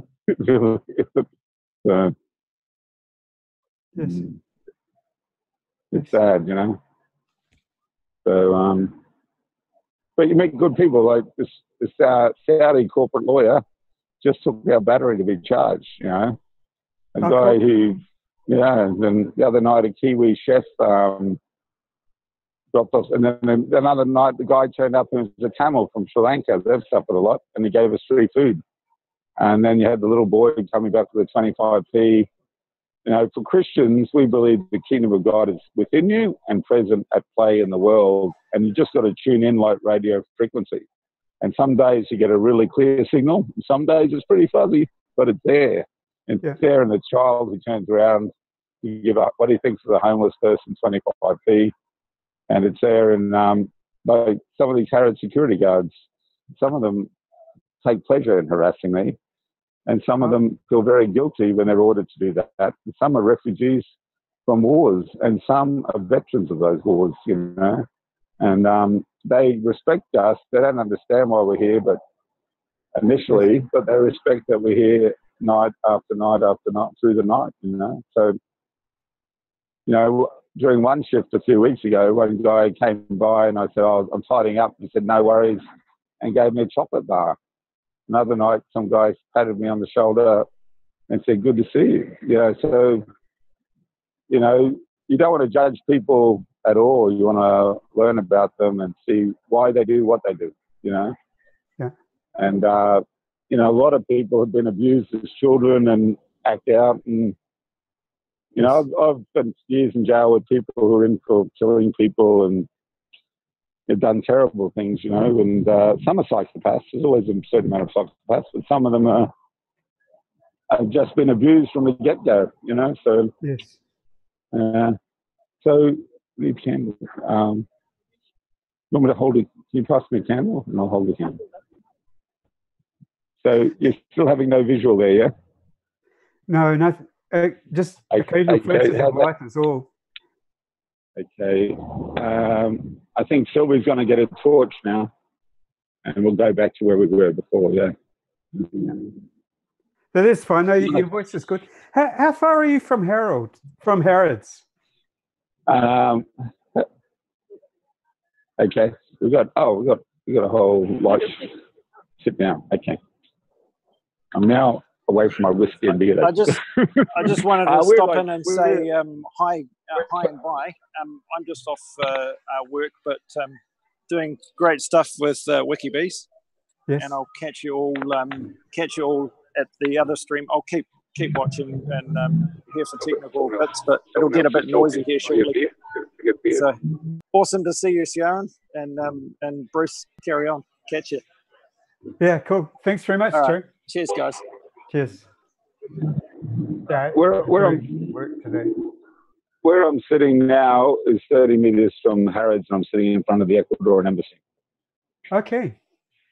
Yeah, so it's the Knightsbridge tube exit, puts you right in front of Harrods, and then it's a 30-meter walk to where Julian Assange has been incarcerated for 6 years.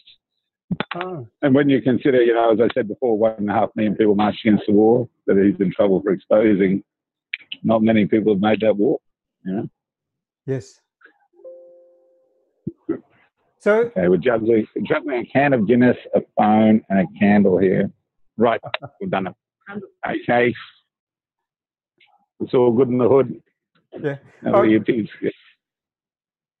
we've got some light. Can you see me now? Yeah, now I can see. It's very,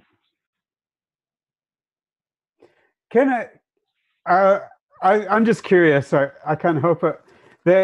There was a photo of the Harrods chefs at the embassy. Oh, yeah. People can't figure out if it's a Photoshop or if it's true. Okay, I'll ask Phil because she was there in that photo. The chefs. Is it Photoshop or the truth? Do I have to say that? Yeah, you have to. Come on, let me try. You can't go. So, good evening. Yes. So, what happened with Harrods? What was it? The chefs, right? They're exporting Christmas. Exactly. So when say that because they have exploding Christmas. All right. So obviously, Christmas happened. Christmas opened in Harrods. Yes. There was. I want to see you. All right. Well, they obviously they thought it was a good opening for Harrods people or Harrods customers. They started with like carols, Christmas carols, Christmas trees, and all that stuff. And they brought all these chefs just giving out sausage rolls and all this, like food just for them. And then obviously, because there's Harrods loading bays right next to the embassy, they were coming and going from that entrance. Yes. And then it was quite good to see them right next to Julian's window. So, yeah, I took a picture. And it's part of solidarity. So, Sylvie, it's an amazing picture. I'm trying to find it as I speak to you. So I'll see if I can find it on Twitter. So that's you that posted the photo on Twitter. Yep, that was me. Great. I just, if you indulge me, I try to find it on Twitter. So what's your Twitter handle? Fiction. Yes, let's see. Under fiction. And yeah, so I took that, and then because obviously that was a time when Julian was denied all the visitors. I mean, he has still been denied all that. No food, no phone calls, nothing. And then obviously they were like giving out food for free for all these Harrods customers. Yes. Well, that was kind of significant in that way. Well, yeah, exactly. So it's sad. It's very sad what's going on with Julian. And then there's just like food going out just for like people and stuff. So So they came over to the embassy with an intent to do something for Julian? They knew about that, but not really. So, well, they lined up there, and then I just took the picture. And it was kind of symbolic, so that's what I meant by that. Oh, I see. So they lined up. They were handing out food to you because they were handing it out to everyone as part of their Christmas celebrations. Yes, that was one. Okay, and you told them about Julian, obviously. Yeah, they knew about that. So we had all the banners and everything. They knew, and they kind of know us already by now. They know why we're here, and then they are quite sympathetic. Some of them are nice, and yeah, it was nice and friendly. They offered us some sausage rolls. That was kind. Oh, yeah, very cool. That was a very cool. I mean, the photo was so. It's a beautiful photo. I'm trying to find. I can't even get your. I can. Can you remember what your handle is in letters? Is it S1 or something? 13 SYLV 13. 13 SYL. Yes, there you are. But I'm not. Let's see. So yes, I've got your. It was quite a few weeks back. Yes. 2-3 weeks back. But yeah, I think it was perfect. Mm-hmm. Yeah, it was a beautiful photo. If I just try and flick through, it will take too long, won't it? Is there a word that you use or anything? How can I find it? Well, I mainly use Free Assange or Free Julian. If you go to media on the Twitter handle, just go to media, and then you just scroll down, you see pictures and videos. There. Oh yes, photos and video. Yeah. Currently, we see Harrods there, and just people and zombies walking by. I'm actually going to. I'll start the screen share now, Sylvie, and you might be able to see it as well. Okay.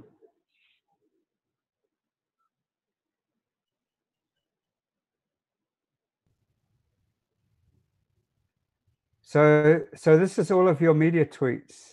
November 27. That's still a way back. Your Twitter feed is very interesting as well. So I would also recommend anyone to join up. There's a security camera being taken down. This is I haven't. This is excellent. This is showing some of the candles. Is it BP Honeybee who does the candles mainly, or a lot of you do them? Is that Karen there? I'm just looking at I'm not sure if you can see the same video.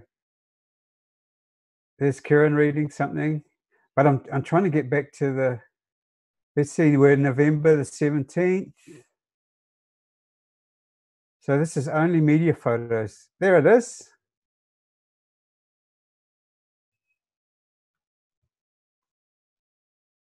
Yes, so hopefully people can see that. I don't know if you can see that on your screen as well. Yeah, I should have just searched for Harrod and chefs. Yeah, Harrod chefs came to Ecuadorian embassy to free Julian Assange. So this was a photo that people were wondering if it was real or if it was a Photoshop, because it almost looks surreal with the lights in the background and the big lineup. And who is that in the photo? So you took the photo, Sylvie?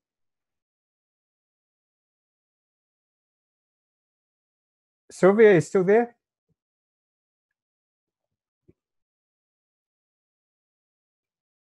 So I'm not sure if we're getting sound, but I'll go to the photo. Oh, okay. Oh, too bad. So there's the photo.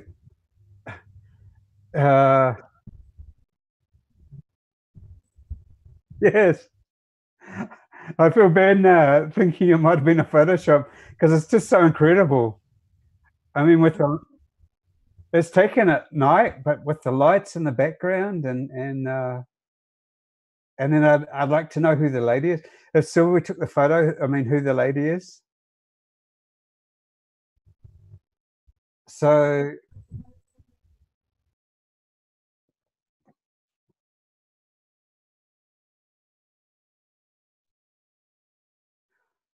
oh yes, we should find out exactly where it's taken, because I was wondering if it was taken at the embassy itself.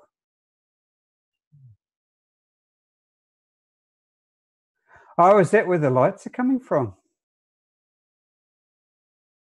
Oh, okay. Okay. They're still showing as on the screen, so they're still in the chat. So I don't know if we'll get them back. Anyway, while we're here and while they're trying to get back, I'll do another screen share of. This is Emmy Butlin, who was on the last WikiBees. Very nice conversation, and who's been a vigilist since Julian was in the embassy, and so she was on the last one, and I said, please tag WikiBees if there are any events that you want to publicize. And so this is a tweet from Emmy, longtime vigilist, advertising, as Kieran did also, I think. Please join our solidarity vigil in support of WikiLeaks Julian Assange outside the Ecuadorian embassy in London, Tuesday, Wednesday, and Thursday, 3 to 5 p.m. So if you're in London and you want to help Julian Assange, I mean, there's hardly anything better that you can do than visit the embassy, and they're there 24/7. These vigilists. So anytime you're passing through, just call in and say hello. And also, the physical presence outside the embassy sends a powerful message. If there are photos with lots of people outside the embassy, that really helps Julian Assange. And really, it's so direct. Oh, I'm getting a message from BB Honeybee that Kieran's phone has died, and BB Honeybee wants to come on. So I have to send her the link. So excuse me for just a minute. I'm getting the link to BB Honeybee, who's another one of the vigilists. I think she's the one who does the beautiful candle displays.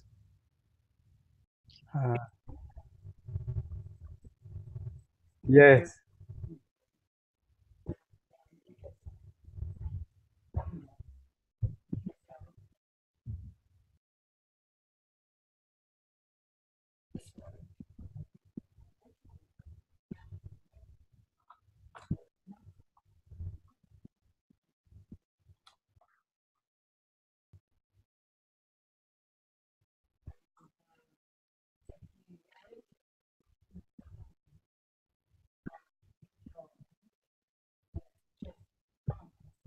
Oh, I'm actually sharing this. Sorry. This is nothing.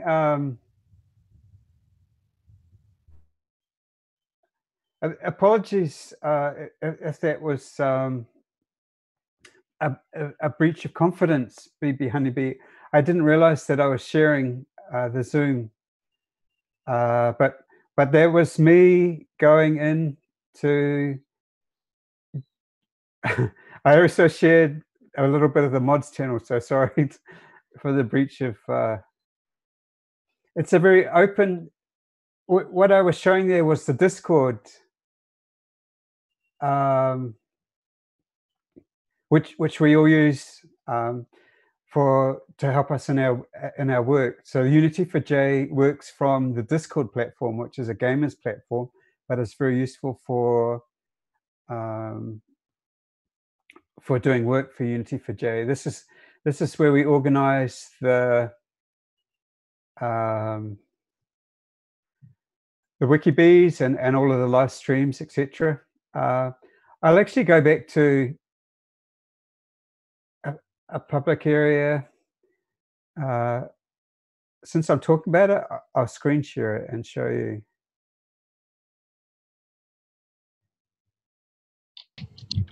Because everybody is invited to join the Discord, the Unity for J Discord service. We have about 3,000 people. And this is what it looks like. This is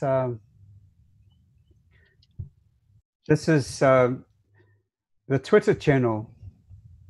So if you join Discord by typing unityforj.com/Discord, where it's the letter 4, you can join this Discord very quickly, which is where we do our work from. And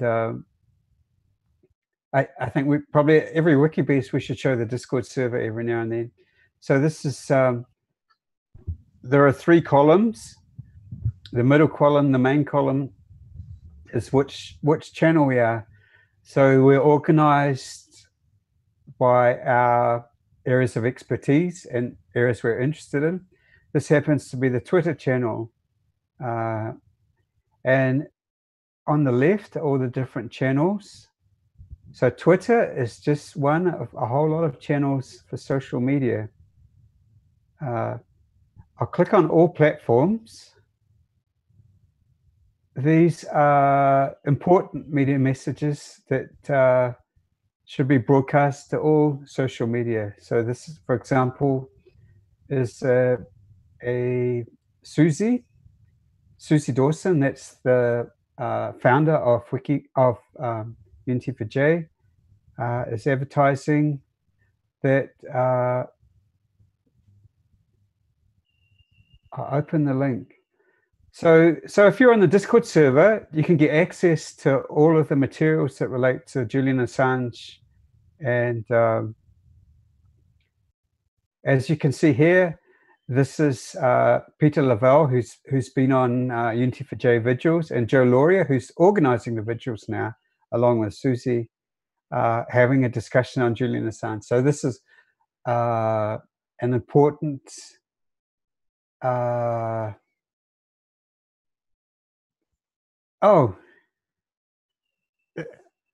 an important sorry,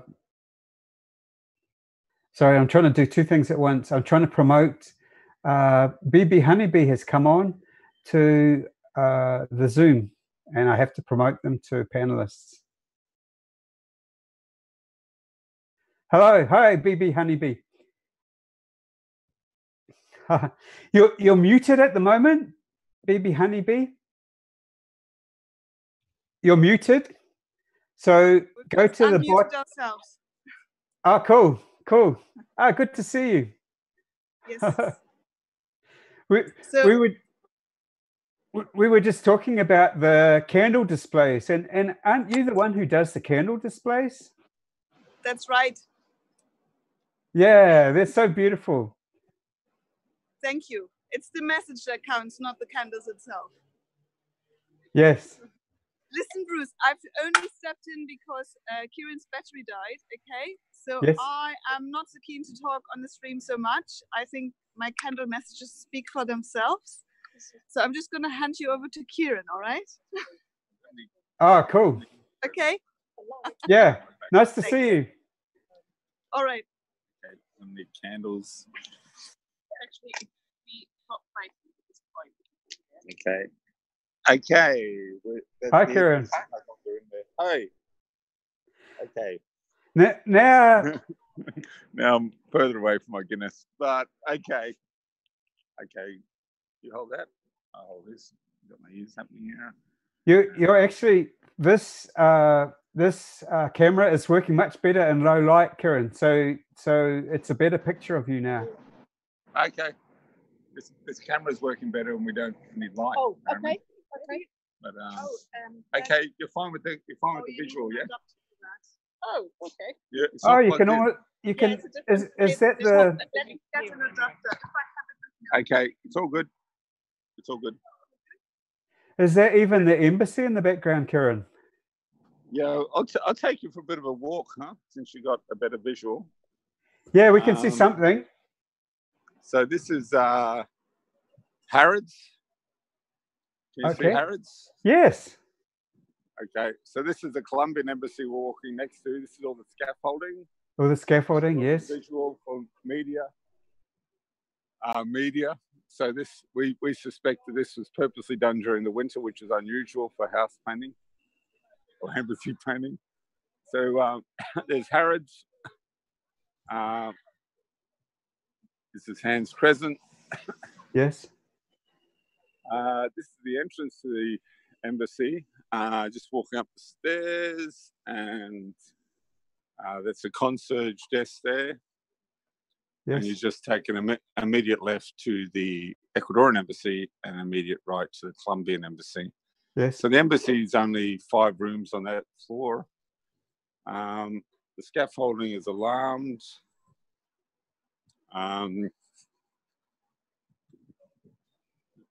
This is Sabine's light candles. Beautiful. This is the alley that the Harrods head of security told us was their private property. And in good Reclaim the Streets tradition, we challenged that. And we prayed in this alley. We played football in this alley. We performed music under Julian's window. Number 3, Hans Crescent. These cameras were installed last week. We suspect not enemy in. And this new one, they're watching us as we watch them. This was installed last week. The escalation of Harrods' harassment of me kind of heightened this week. These are 2 huge doors here. So at about 5 in the morning, trucks start to line up outside on Hans Crescent, and they come in this way and out this way. And there's 10 loading bays downstairs. So this used to be a police station, a watch house here, and for 3 years up here they had a cop stationed there for 3 years. And this door is where John Kiriakau and I walked through, and Ben Griffin, and there were 4 cops beyond that door. So international territory is only the subsections of the building. So there were cops in the building as well as outside. And this is where Julian's room was for many years. So I was in there with Jello Biafra from the dead Kennedys, brought him in there.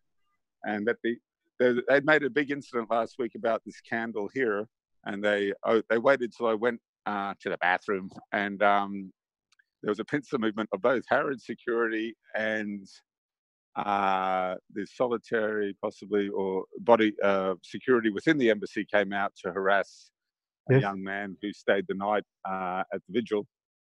So when I came back, I've always hated bullying at school. 2 things I hated about school was peer group pressure and bullying.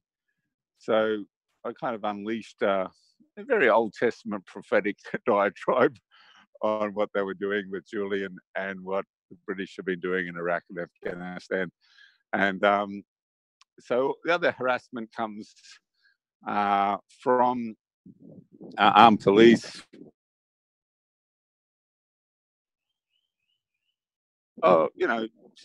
Which can be building up here. We suspect is me, and also these open windows there. There's a camera trained on the entrance to the building, which has photographs have appeared on the internet, taken by this camera at the top of the building across the street here. Posted by who? But also during the vigil in summer. Maybe Sylvie, could you explain the cameras? Sylvie will explain where were the cameras positioned in the summer. So if you see that, you want to point the screen to? I'll get Sylvie to hold the camera and explain, and I'll get organised. I'm not sure if you see that top bit on the building. A little difficult to hear you, Sylvie. All right, sorry, maybe now better. Yes. Is that better? Okay. So there's one of the top bits of the building. Not sure if you can see that. Yeah, probably that. I can't see it. Sorry. But yeah, it's next to that. Now it's not visible because it's dark, but it's been there since this summer. It's a new camera. It's probably from BBC or I'm not sure, or the police. There is another new camera, which is again, it's not visible, but it's the end of the road on top of that building again. These are new ones, so we are being very heavily surveilled. And obviously, if anyone read the newest article from The Guardian that Manafort visited Julian Assange, it's full of lies and full of, obviously, it's a smear campaign, because if there are cameras everywhere, come on, like, why couldn't they get an evidence of him being here? So it just proves that how much Guardian lies. Yes, he wasn't even in Britain. Trust Luke Harding and all these people, because it's obvious what their agenda is. Yes. He wasn't even in Britain, this guy Manafort. His passport, Manafort's passport shows that he wasn't even in Britain in 2013 and 2015. It's a ridiculous story. It's a ridiculous one. I don't know how they managed to like publish this, or who actually, well, we knew that. It's just disgusting. Like, yeah, okay, let's publish it. Seriously, without any facts, just like sources. Another thing what is very weird to me, whenever WikiLeaks publishes a new story, everyone is obviously after the source. Who was the whistleblower? Who's the source? When The Guardian publishes a smear campaign like this, no one really asks who's the source or where did you get your facts from? Yes. That's kind of, weirdness about that. Yeah, so these are the cameras. There are other cameras, obviously, which maybe we are not really aware of, but they are here. Some of the windows are always dark. Some of the windows are always open. That's a bit suspicious again. Who is behind? We don't know. Police, I don't know. About that previous picture you were looking at. Yes. When they were changing the cameras. That's kind of a funny thing again, because apparently it was broken the day before, but how do we know it was broken? I don't know. It's just speculation. So we don't know that. Yes. That's my point. Should I hand you over to Kieran? Yes. So can we try and match this photo? I'll screenshot it again. Can you do a live? Show the building, because I think I saw the same building. So this again is the photo of the chefs, and the building in the background is. So that's one of those windows. Is Julian's window? Really? Yeah. That's the alleyway. Oh. So this.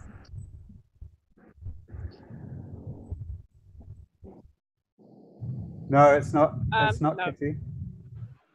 Remember, Kieran showed Harrods just before, and it's got lights all over it. Very fancy and Christmassy. Yes.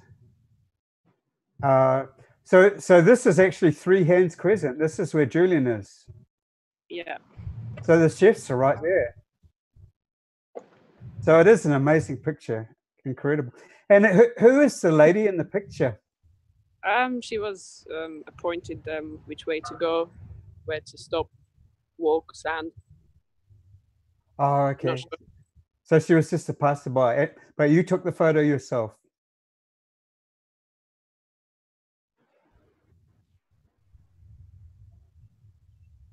Incredible. Okay, so I stopped the share. What's the weather like at the moment? Not as cold. Good. But yeah, could be worse. It's been raining for the past few days. Yes. Now it's okay. So yeah, it's a bit tough when it rains, especially for Kieran, because it's cold and, well, you can't really hide anywhere. Yes. They would be the worst days, wouldn't they, when it's just above freezing and raining? Yeah, so that's difficult when it rains, yeah. Oh, yeah. It rains on the just and the unjust, they tell us. What's that, sorry? Can you repeat? No, I'll show you my crib. I'll literally show you this. Hang on. Yeah, I can't see you. You can see me, can you? Okay, yes, so, coming in and out. Yes. So basically, I'm a dumpster diver by trade. I'm a Catholic worker. So most of the stuff I'm using has come from the wealthy who throw out lots of interesting stuff. And I've got enough cologne to drown in. But we found this big cardboard thing here for a big television. And we found heavy plastic. So that's it. And then that's the sleeping bag. You see that? And that's the Guinness. And so, yeah, sometimes it works, sometimes it doesn't. Well, it's interesting because in Australia, I'm from a subtropical paradise, and sacrifice had to be here. And when you get wet in Australia, you close up a tree and then it's dry in about 3 hours. But you get wet for a very short time in England. You stay wet for a long time. And but I'm getting resupplied by Joe and with dry clothing, and then I met some local people, so we're going to move a lot of that stuff. It's like a pacifist military operation. We've got a short supply line, so we met a Saudi corporate lawyer, we met a guy who did 6 years. They're all within 200 meters of the site, and they'll be looking after my dry clothes and filling up water bottles. And the Saudi corporate lawyer just brought me a thermos of hot tea and some instant porridge and some other stuff, and recharged my battery. So cool. People, there are good people everywhere. I mean, it's interesting that more non-violent resistance came out of the US military in the first Gulf War, and probably the recent one, than came out of the US peace movement. So the last place you'd expect anti-war resistance to come from would be within the military, and that's where it came from. And of course, the most extreme example of that was Chelsea Manning. And all Chelsea Manning had to do in Baghdad is to look the other way. And that's all we're asked to do now. I grew up during the Vietnam War. They wanted your firstborn son to go and kill and die in Vietnam.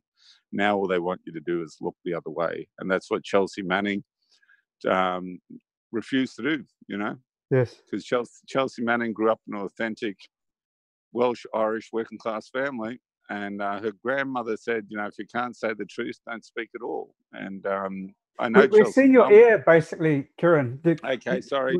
Yep. It's a very attractive ear. But so we did many celebrations. We brought Chelsea's mum and 2 aunts and an uncle to Dublin, and Jerry Conlon came down. Now, Jerry Conlon did 16 years in prison for something he didn't do. If you see the film In the Name of the Father, he's played by Daniel Day-Lewis. Gareth Pearce, who's Julian's lawyer now, is played by Emma Thompson. And Peter Postlethwaite plays Giuseppe Conlon, who came from Belfast to get a lawyer for his son and stayed with the Maguire family, who were in-laws, and didn't get to stay the night because the Brits, they raided that house and they took everyone from 14-year-old Patrick to the mother, and the mother did 11 years for nothing. And Patrick was beaten and tortured and is still damaged by that experience. I've met Patrick. And that was the Maguires, And yet, my friend Joe Black, you can Google Joe Black, Giuseppe Conlon song. And he wanted to write a song about Giuseppe Conlon. And he was in Dublin, and he went to every bookshop to find, and there's 7 books written about the Maguires and the Guildford Four and the Birmingham Guildford Four. And he couldn't find one book in one bookshop. And Dublin is chock-a-block full of 1916 redemptive violent stories. It's chock-a-block full of the Troubles, but not one story about this case. And he went to the Central Library and said, "Have you got a copy of this book?" And the woman looked for it on the computer and said, "We have one copy." And he said, "Where is it?" And he said, "Mountjoy Prison Library." So that was incredible. So that shows you what stories get heightened. The stories of redemptive you can go violence, back a little bit from stories, and what stories like Ballabo by Julian Assange with the scaffolding here, like Giuseppe and Jerry Conlon and Anne Maguire and Patrick Maguire and all those people Gareth Pearce represents, get suppressed, and and it's culturally makes us infantile, because they just want zombies. They want to think through. And that, we speak in Hyde Park every Sunday for Julian. Yes. And it's tragic that free speech is a tourist attraction in London. It's been reduced to a tourist attraction, like some anachronism, like Amish weaving or something like that. And,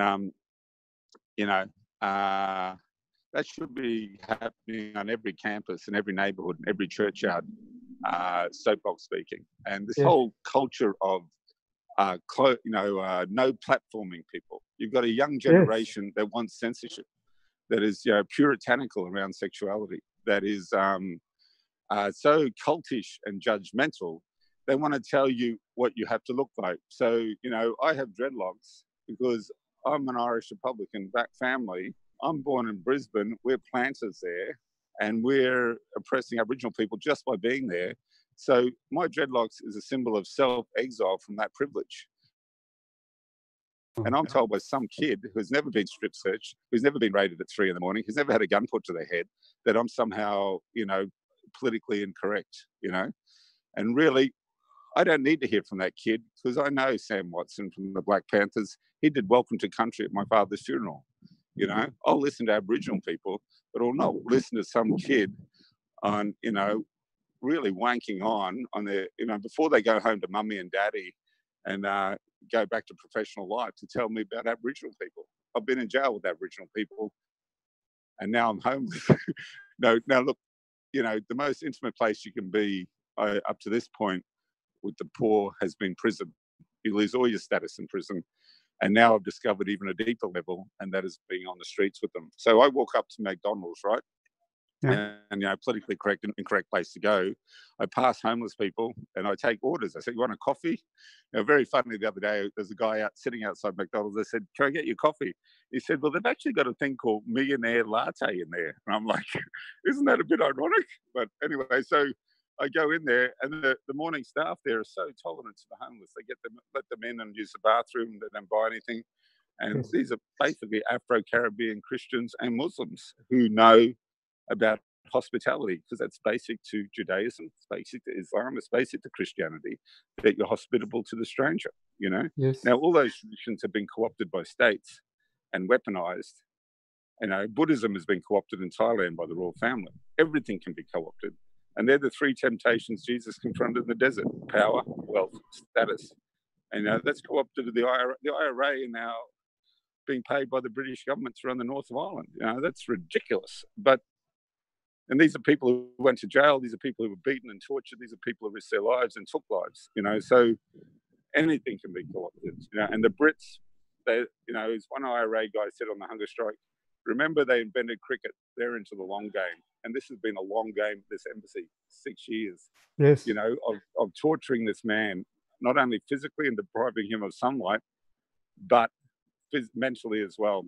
Yes. And you got to be very careful how they're going to use the Mental Health Act against Julian Assange, because the Mental Health Act can get you extracted from anywhere, So, the Home Secretary a few months ago, he expressed concern about the mental health of Julian Assange. Now, you've got to be careful, because all this is prepare for an extraction, an armed extraction. They're going to go in here with weapons, I remember the first day at Occupy, and Julian was there. And I got up and we had a thing called Sermon on the Steps, because it's St Paul's Cathedral. Yes. And my favourite slogan of Occupy in London was, "This is the winter of our discount tents." It's Shakespearean. And yes, we've been using a pop-up tent here in the alley before we moved on to the more Norwegian architecture of the lean-to. But we're the pop-up tent is a symbol of refugees, after they destroyed Libya, the most literate country in Africa that was not in debt, and Stop the War supported that, in England. And they flew bombing missions from England with no protests. And so it's, there's a huge refugee solidarity movement in Australia, and they should be, but they shouldn't make the link to war. Because the Catholic worker, in its most radical sense, is, you pull people out of the river, you feed them and you shelter them, but you go upriver and you find out who's throwing them in that river and you confront them non-violently. Now, recently, the editor of the New York Catholic Worker I wrote an article about solidarity. She censored any, Joe Kennedy censored any mention of Assange and Manning. She took every reference in my article of Assange and Manning out. Wow. So even the Catholic Worker, the Catholic Anarchist Pacifist paper founded by Dorothy Day, but when the Pope spoke in Congress, he referenced 4 Americans. 3 of them were pacifists. Abraham Lincoln was not. Thomas Merton, the monk, was. Martin Luther King was. And Dorothy Day, you know. And now to have an editor of her paper that she founded in 1933 censor Julian Assange. And when she was confronted on that, she said, Julian isn't very popular. Now, how popular was Jesus Christ on Good Friday? You know, he had 3 women at the foot of the cross, no men. They all did a runner, and one even sold him out, right? It was a spy cop, Judas. Now, you know, how popular was Dorothy Day's position on the Spanish Civil War with her leftist mates in New York